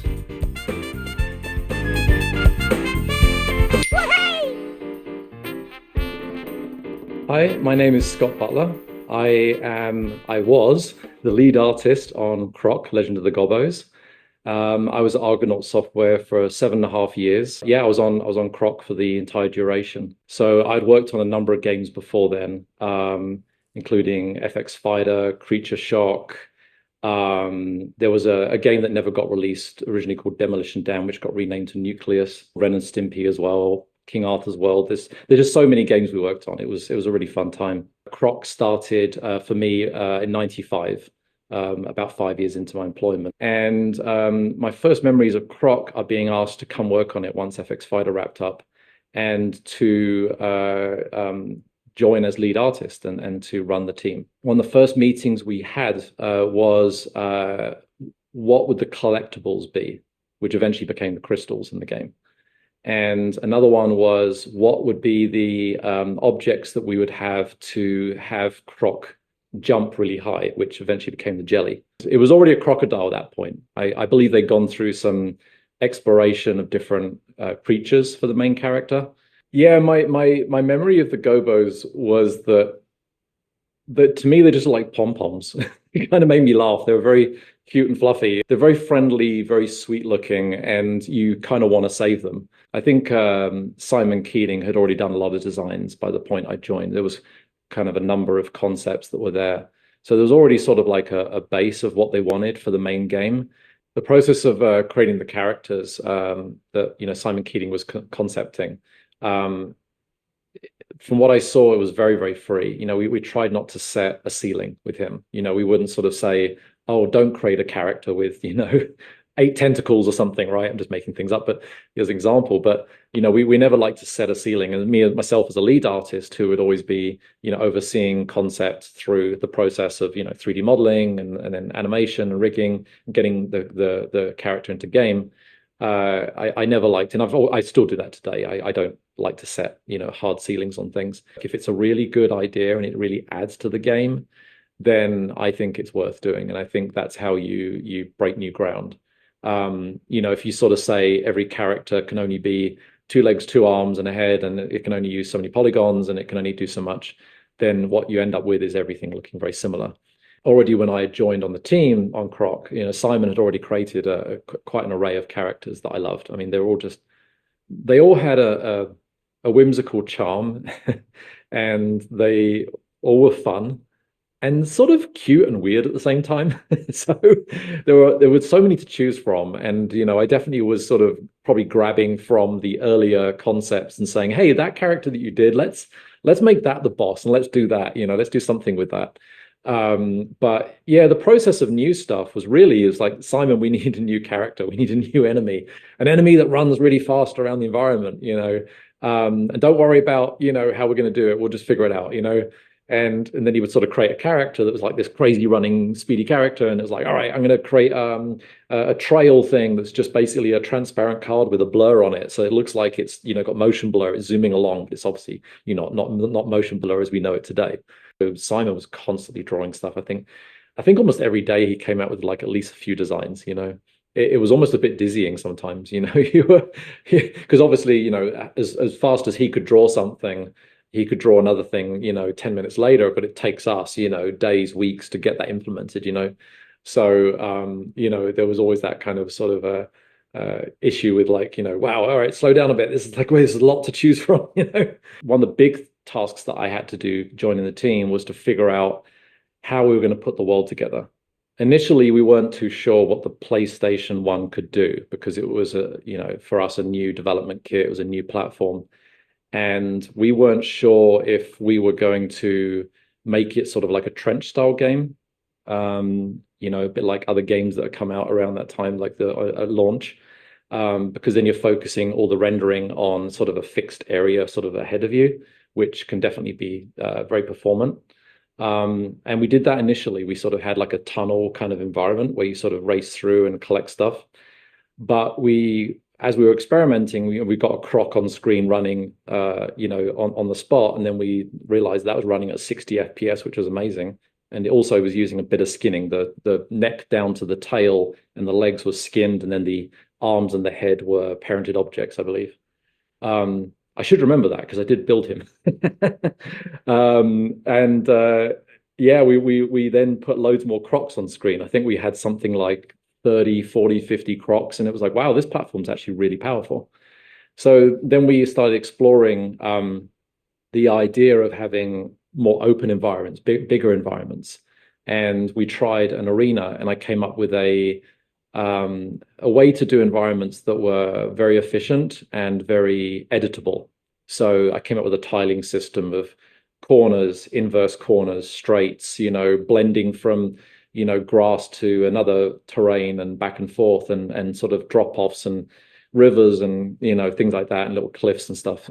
So that's when we started to realize that actually we can render something, quite substantial. Yeah, well, once we had a lot of stuff running on screen, we started exploring arenas. The arenas were basically enclosed, right? We eventually got doors and things and stuff like that to sort of extra areas, but we thought, can we render, like, I don't know, sort of 16 by 16 tiles? Can we go a bit further? How much can we render? I know the PlayStation was one of the first things that had sort of built-in hardware fogging into the rendering system. So we experimented that a little bit. We've sort of pushed a little hard and fast, sort of expanding and expanding. We were constantly adding stuff, and because it was at the conceptual stage, it was early stages of having stuff built, getting the Croc built, getting some enemies built, getting some pickup objects and crates and things like that built. I did the crystals. I did that in 3D Studio and rendered it out spinning around with multiple lights on it as little sprites. And then getting that sort of sprite engine working, so you can have things that look like they're quite polygonal, got a lot of 3D in them, but they're actually a sprite scaling as you move around. We realized that we can do quite a lot with this platform. We could get particle effects, we could get scrolling textures for like lava and water and things like that. Thinking back to like how that was 27 years ago or 29 years ago when we started in 95, it was pretty I felt like it was pretty groundbreaking at the time. There were definitely PS1 games that was coming out after that had pretty big environments, but I feel like we were one of the first. It was really exciting. It was a really great exploratory game to work on with a new platform. We'd done 3D games before it, with FX Fighter and some other games, but this was the first time we had a system that by default in its rendering engine could do so much. The platform was so powerful. It was kind of quite eye-opening. How we started out with what we thought we could do, given sort of limitations of earlier games like FX Fighter. We had sort of probably something like 80 polygons per character to 100 polygons per character, and now being able to do real-time skinning on Croc and so much 3D in the world, it was I would say it was probably at least 5 to 10x of what we initially thought we could do. I think the early process, and actually I think it continued on some way, was very open and free.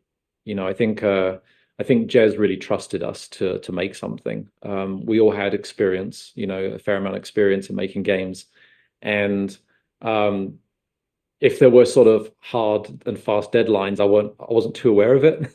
I think he kind of tried to keep us creative, and sort of the door was often closed. We're kind of locked in there almost, if you like. I think, at least in my opinion, what I felt like was that our process was like, if we took one of our favorite 2D platformers, which does have a defined environment, right? You sort of come in here, you go through a bunch of stuff, you come out the other side into the next level, right?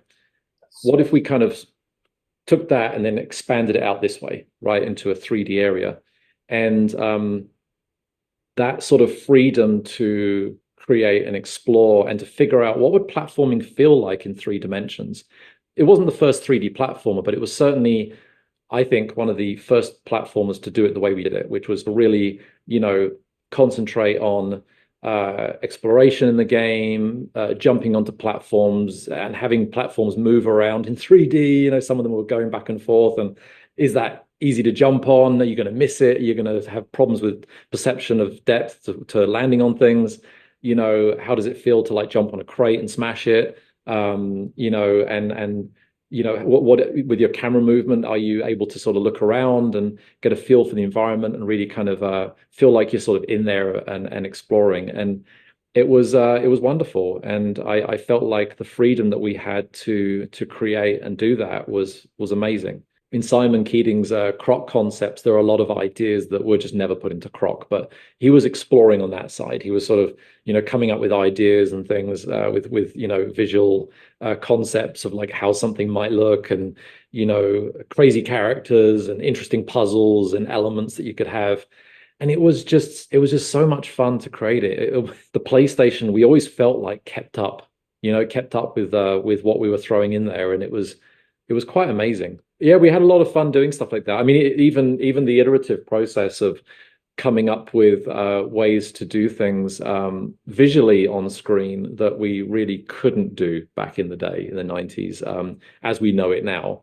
I'll give you an example, like the ice bosses with the sort of ice yetis, on the ice rink that had like a mountains and a fence around it. I remember saying to the team, it would be really fun if we could do reflections. Now, when you think like now, 2024 reflections, it's ray tracing, it's very sort of hardcore rendering engine stuff to do that. And the team just looked at me like I was crazy, and I says, no, let's grab the environment, all the fences, the mountains, and everything, and then let's create a copy of that. Let's de-res it, lower resolution. Let's flip it upside down, tint it all blue with the textures, and then place that underneath the environment. And then instead of having transparency for the ice, the characters running around on, which is very, very expensive on the PlayStation, what we'll do is we'll just create little patches of scratches. Patches of scratches, kind of strange. Sounds very Dr. Seuss, but little kind of like areas of like sort of little details and things that we could copy around, so that the amount of actual rendering on the fill rate of that was very, very minimal. But it gave the sense that there was a flaw. I don't know what the number was, but I would say like a 20% cost, because we had a bit of extra environment. But because the environment itself around the arena was quite simple compared to some of the other ones, we had sort of that cost, already in there. So it was okay. We couldn't render the characters upside down. I mean, technically we could, but it would have been too many characters on screen. So we didn't really have the Yetis and Croc upside down underneath, unfortunately. But, for PS1 and for early players, you sort of kind of use your imagination and block that in. I feel working at Argonaut, the culture that we had was very sort of sandbox fun. We were all very young, so it was all very early discovery for us. It was, we were big games players. We've been playing games for years. But the way the culture worked at Argonaut, although we were always sort of, having to get games out and make stuff and get deals with publishers, and, because we were just a developer, was always that sort of that little bit of pressure. But I always felt like, even with all that, we felt the company culture was always allowing us to have fun and to make stuff. I just think also mixed in with that time period of, the 90s that I was there from like 90 to 97. It was just a fun time, because that was around when 3D was starting to kind of get off the ground. We'd had 3D games prior to that, some early filled 3D games on the Amiga, obviously wireframe games before that, sort of vector graphics.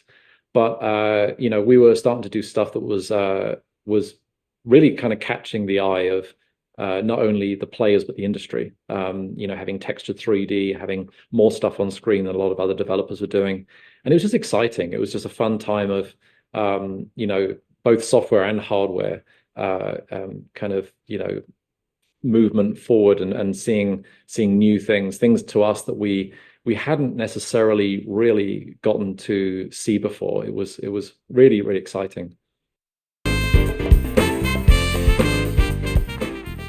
I love hearing about things like that. And I think one of the funniest things about that is like how much different things were back then. Like every time you went to a new generation of hardware, it really did open up a lot of new opportunities that just weren't possible before.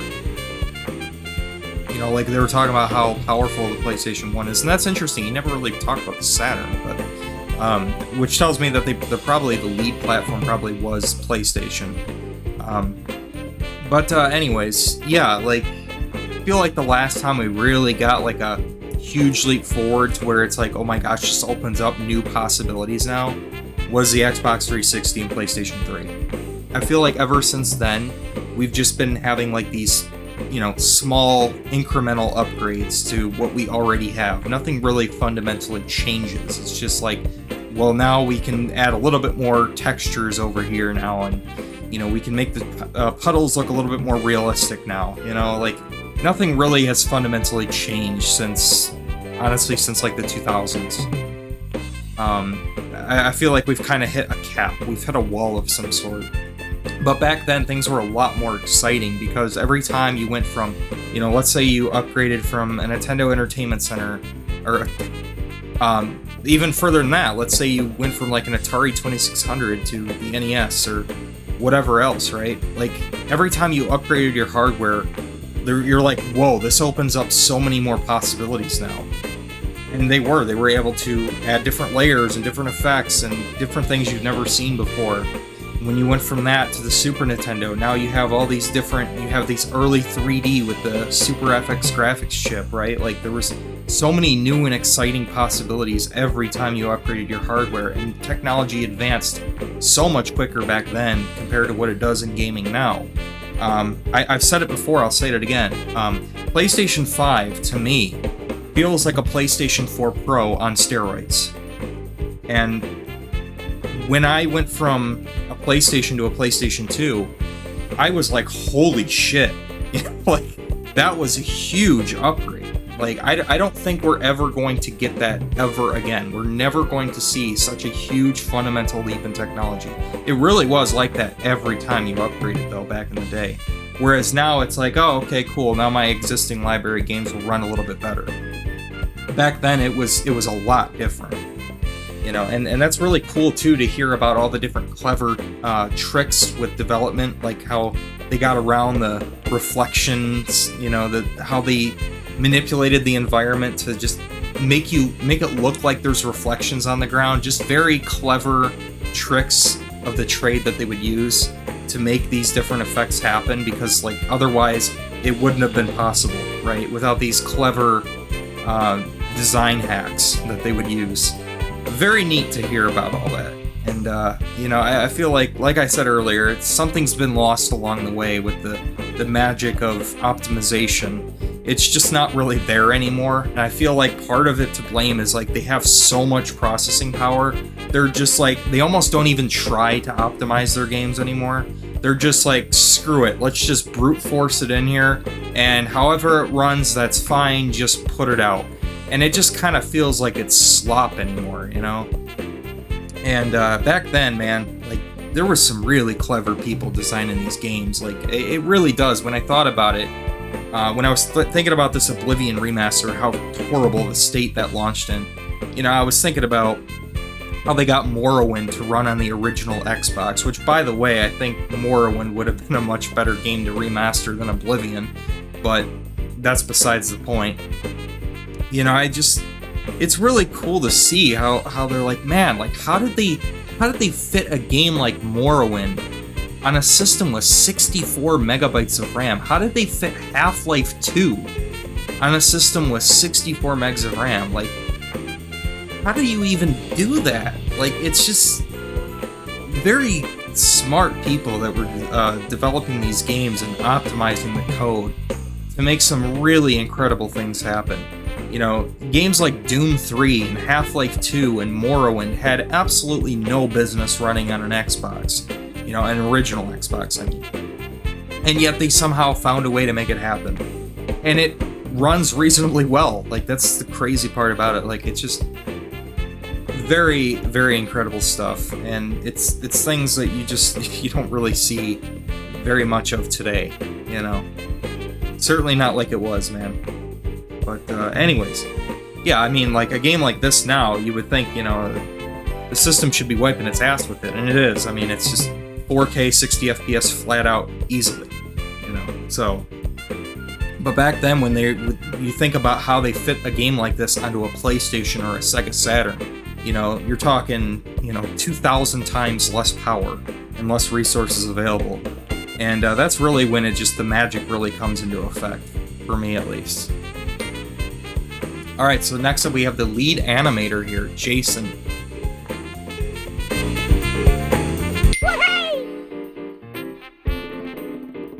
So, my name's Jason Smith. I've been making games for 30 years this year, and Croc was the second game I worked on, and the first game of mine that shipped. The first game I worked on, actually the reason that I accepted the job at Argonaut originally to work with Jez and the rest of the team, was a game called Hot Ice. It was for Microsoft. It was a really exciting opportunity to work on in 3D animation in games back in '94. There weren't many companies doing that, right? And so I think it was seeing the really early technology that Argonaut had both built itself with Brenda, and also the games that they were using it for. For me, that was the decision in me joining the company. It was around similar time when Croc was becoming a concept, and I was friends with Simon Keating, who was the lead character designer on the project, and really kind of the creative force behind the world. Certainly at the initial concept stage, and so I would see his character designs, his sketches, his thoughts coming out on paper, and he was very visual. The way he presented his ideas, and I'm very visual as well, and I just really connected with his characters. So I wanted to be on the project from the beginning, and it was just fortunate for me that at the point that I was moving off of Hot Eyes, the previous project, Croc was really just a small team. I think there were maybe 4 or 5 people on. There's a lot of luck involved in these, and in any creative endeavor, particularly team endeavors. And it certainly felt to me like the initial group of people who got together to explore how this could become something, a really cool game experience, and certainly push the bounds of where we were at the time. It felt like a cohesive group. Everything that was being presented out seemed to fit together very nicely. And so, that makes a huge difference when you have designers and visual designers and game designers and people representing the other disciplines of a team really early, and they clearly share a vision, and they're working well together. I think, it was my first experience in the games industry of witnessing that, but also when it's kind of working. So it was really fortunate for me to kind of come across this core team that were just, beginning to present out these really unified ideas.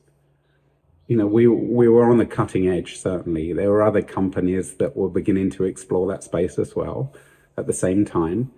But we knew we were right at the forefront with them.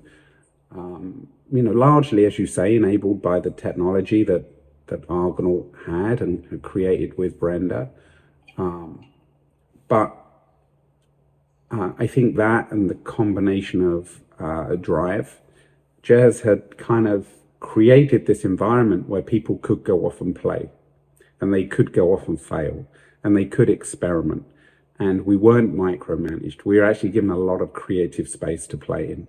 And I actually feel that was incredibly valuable, and a credit to Jez in the way that the teams were set up there, because it allowed us the space we needed to explore and push against what we felt was possible at the time. And to get the opportunity to breathe life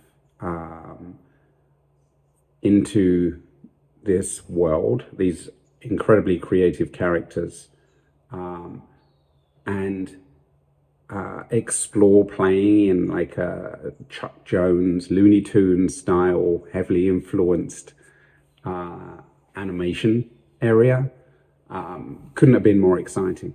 And so to take all those 2D learnings and bring them into 3D, we were pushing boundaries. I certainly hadn't seen 3D squash and stretch in a game before. And, it was something that I was able to do on the SGI workstation that I was animating on but at the time, the game engine couldn't do it. It couldn't scale bones. It was, purely rotation based. And the engineers, I think once we'd had a few animations that really showed the benefits of bringing this style into the world, the engineers were amazing. They just jumped on it and made it work. It was more memory. It was obviously a more processor intensive at the time. And so I was throwing hurdles over the fence to the engineers, really. But I think it speaks to the passion and the effort that everybody was bringing to the table to do something different and to move things forward. Nobody said no. But the reason that it connects and it doesn't feel like the game is constrained by anything is because we didn't feel like we were constrained by anything. And I mean, the engineers may feel differently, but they were so determined to make what we needed work and succeeded in doing so, that from a creative standpoint, we didn't feel constrained. From what I remember about the team, and I do look back favorably on the project as one of the most fun projects I got to work on in the industry. I remember there being around 12 of us in one room for a large portion of the development. And it certainly didn't represent the whole team. Audio were off, had their own space and had an enormous contribution to the project. So there are a lot of other people outside that room that really were as much to do with the success as we were. But when I think about the development team inside that room, there were about 12 of us, and I do think the fact that we were a pretty stable team during development really helped. In game development, there's always a risk that, especially an independent developer, that people will be pulled off for other things, or development could be up and down. It could be wavy if you didn't have the full trust of the publisher, or milestones were missed. There's a lot of external factors that could really negatively impact the final product. And it was very early in my career, but looking back, it did feel it felt like, there was some protection around the team. I think, it wasn't just us inside that room that felt that we were getting to work on something really cool and special at the time. I think that was also seen outside, and again, I think it's a credit to the management at Argonaut.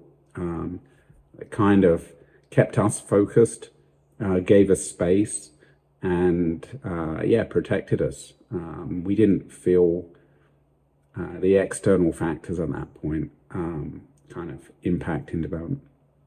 There were milestones set, there were schedules, but as I look back, it didn't felt like we were being really corralled into those deadlines above and beyond everything else, or above and beyond the quality of the project.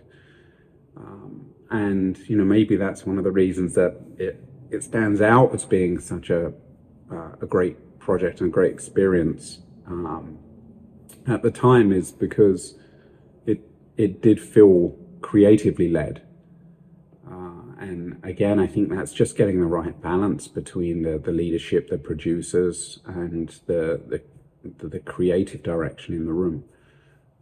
And I don't know how intentional that was to manage it in that way, but that was certainly what we ended up with. It was very evenly balanced. And we put in the hours. It wasn't like we weren't aware of needing to get things done in time. But I think it's probably a combination of maybe the time in the industry and our age and enthusiasm for what we were doing by everybody in the room,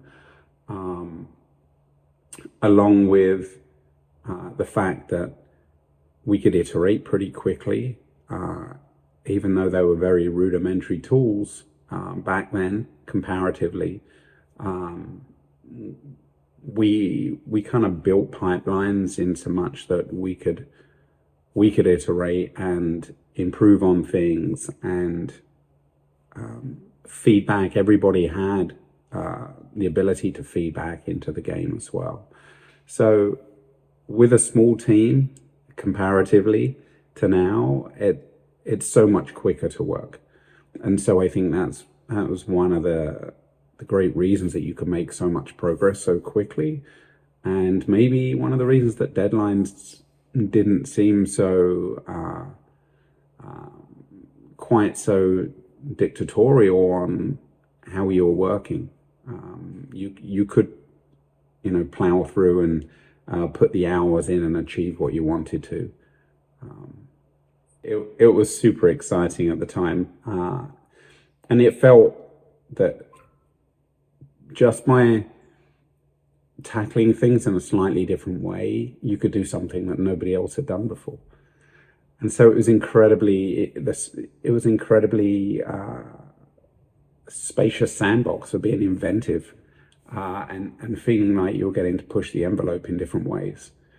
And I know that everybody on the Croc team has stories that are just as interesting, where they were doing things that hadn't been done before either. And I think, those, I certainly feel very fortunate to have been in a room with a group of people that were that creative at the time, because everybody was just prepared to push things and try things, which were unique. I think fundamentally it was a fun game. It was probably one of the few games that I really enjoyed playing when we were building it. And, so hopefully anybody who picks it up now, whether they played it before or not, that will still come through. That's kind of the best,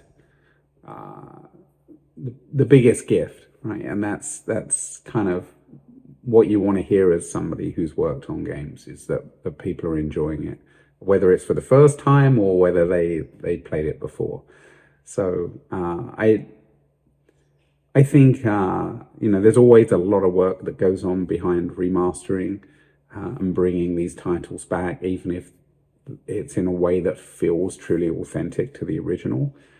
But I think that is a craft in itself, and bringing that back in a way that really honors its past and provides that same original experience, but in a way that works really well on modern hardware, is kind of a perfect scenario. I think it's going to go down well.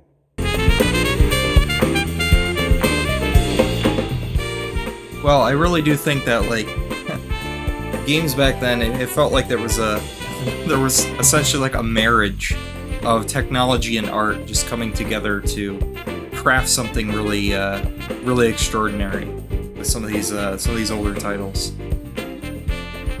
But anyways, yeah, how many are there of this? So we just watch 1, 2, 3, 4, 5, 6, 7, 8, 9, 10, 11. There's 11 more of these. I'm not gonna go through every single one of these. I think that's a good spot to leave it off. If you want to check out all of them, then by all means, please buy the game and support the team that designed the game. Clearly, this was very much a love letter to 90s platformers, and it does have a really good charm to it, man. I really like this era of gaming, because it just, like I said, it just feels like there was a marriage between art and technology, and I think it's really awesome when a small team can come together and just create something so brilliant, something really unique and different, and really push the boundaries of technology at the time, because this very much did push the boundaries of technology. All these early 3D games coming out, and it was a challenge too. trying to get the camera to not clip into the geometry, and you know, at the same time keeping characters on the screen, trying to make sure that what's in front of you, where you need to go next, is always going to be on the screen. You know, you can imagine how that would be very challenging at times to get right. And you know, they did come out with a lot of clever solutions, like they said with one of the earlier developers here. They mentioned that it was a challenge to render out these huge open environments, right? And they said that one of the things they did to get around that was, instead of pushing further out, they went further up, because they didn't have to push out as much geometry if they did that. And I thought that was really interesting too, to hear that. But anyways, yeah, so there is so many interviews there. Game design as well. You got concept art, character sheets, character designs, character animations, game design documents, developer test levels. You've got the entire game soundtrack and the remaster remixes, work in progress tracks. They included everything in here, guys. How cool is that?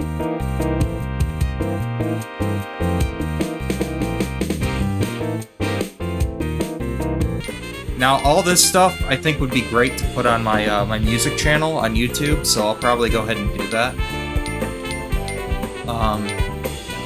What does the backpack have? The Epic of Croc TV series. I didn't even know there was a TV series of this.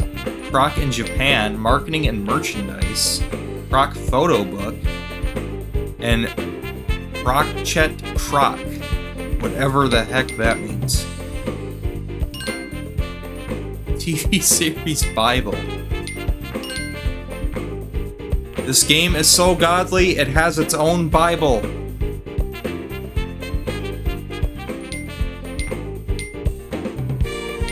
That's how epic it is.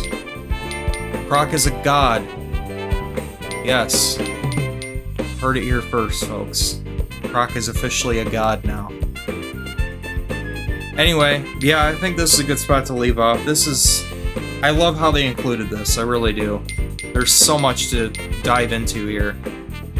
But anyways, yeah, I think that is gonna do it for my playthrough of Croc, Legend of the Gobbos, or Gabbos, or Gobbos. I don't know how to pronounce it correctly. Yeah, they included all different kinds of filters and everything. Like, it's so cool that they did all that.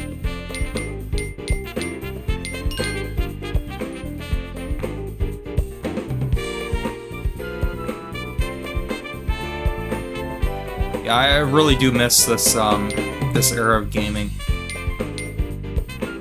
I'd love to see it return, because something's got to give with this modern gaming crap, man. You know, like I said, it's just not sustainable. It's really not. And that's why they keep having to come out with so many remasters. Like, why did they remaster The Last of Us like 3 times? It's a game that already ran at 60 frames per second on PS4. Like, why did they have to come out with another remaster of The Last of Us? It's just crazy, man. They even got the demo stuff in here, too.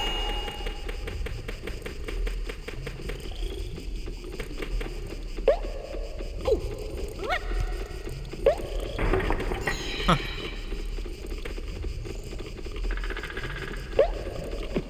Yeah, that's how you used to rotate the camera. You used to have to rotate the entire character. That's how it was in the original game. Huh. Anyways, thank you guys so much for tuning into the stream. And I did record the entire thing as per usual, so I'll throw up the archive up on my YouTube channel in higher quality. So anyways, that being said, thank you guys for tuning in. And it's good to be back to streaming, man. It's good to be back. So that being said, you guys take care. Have a great night.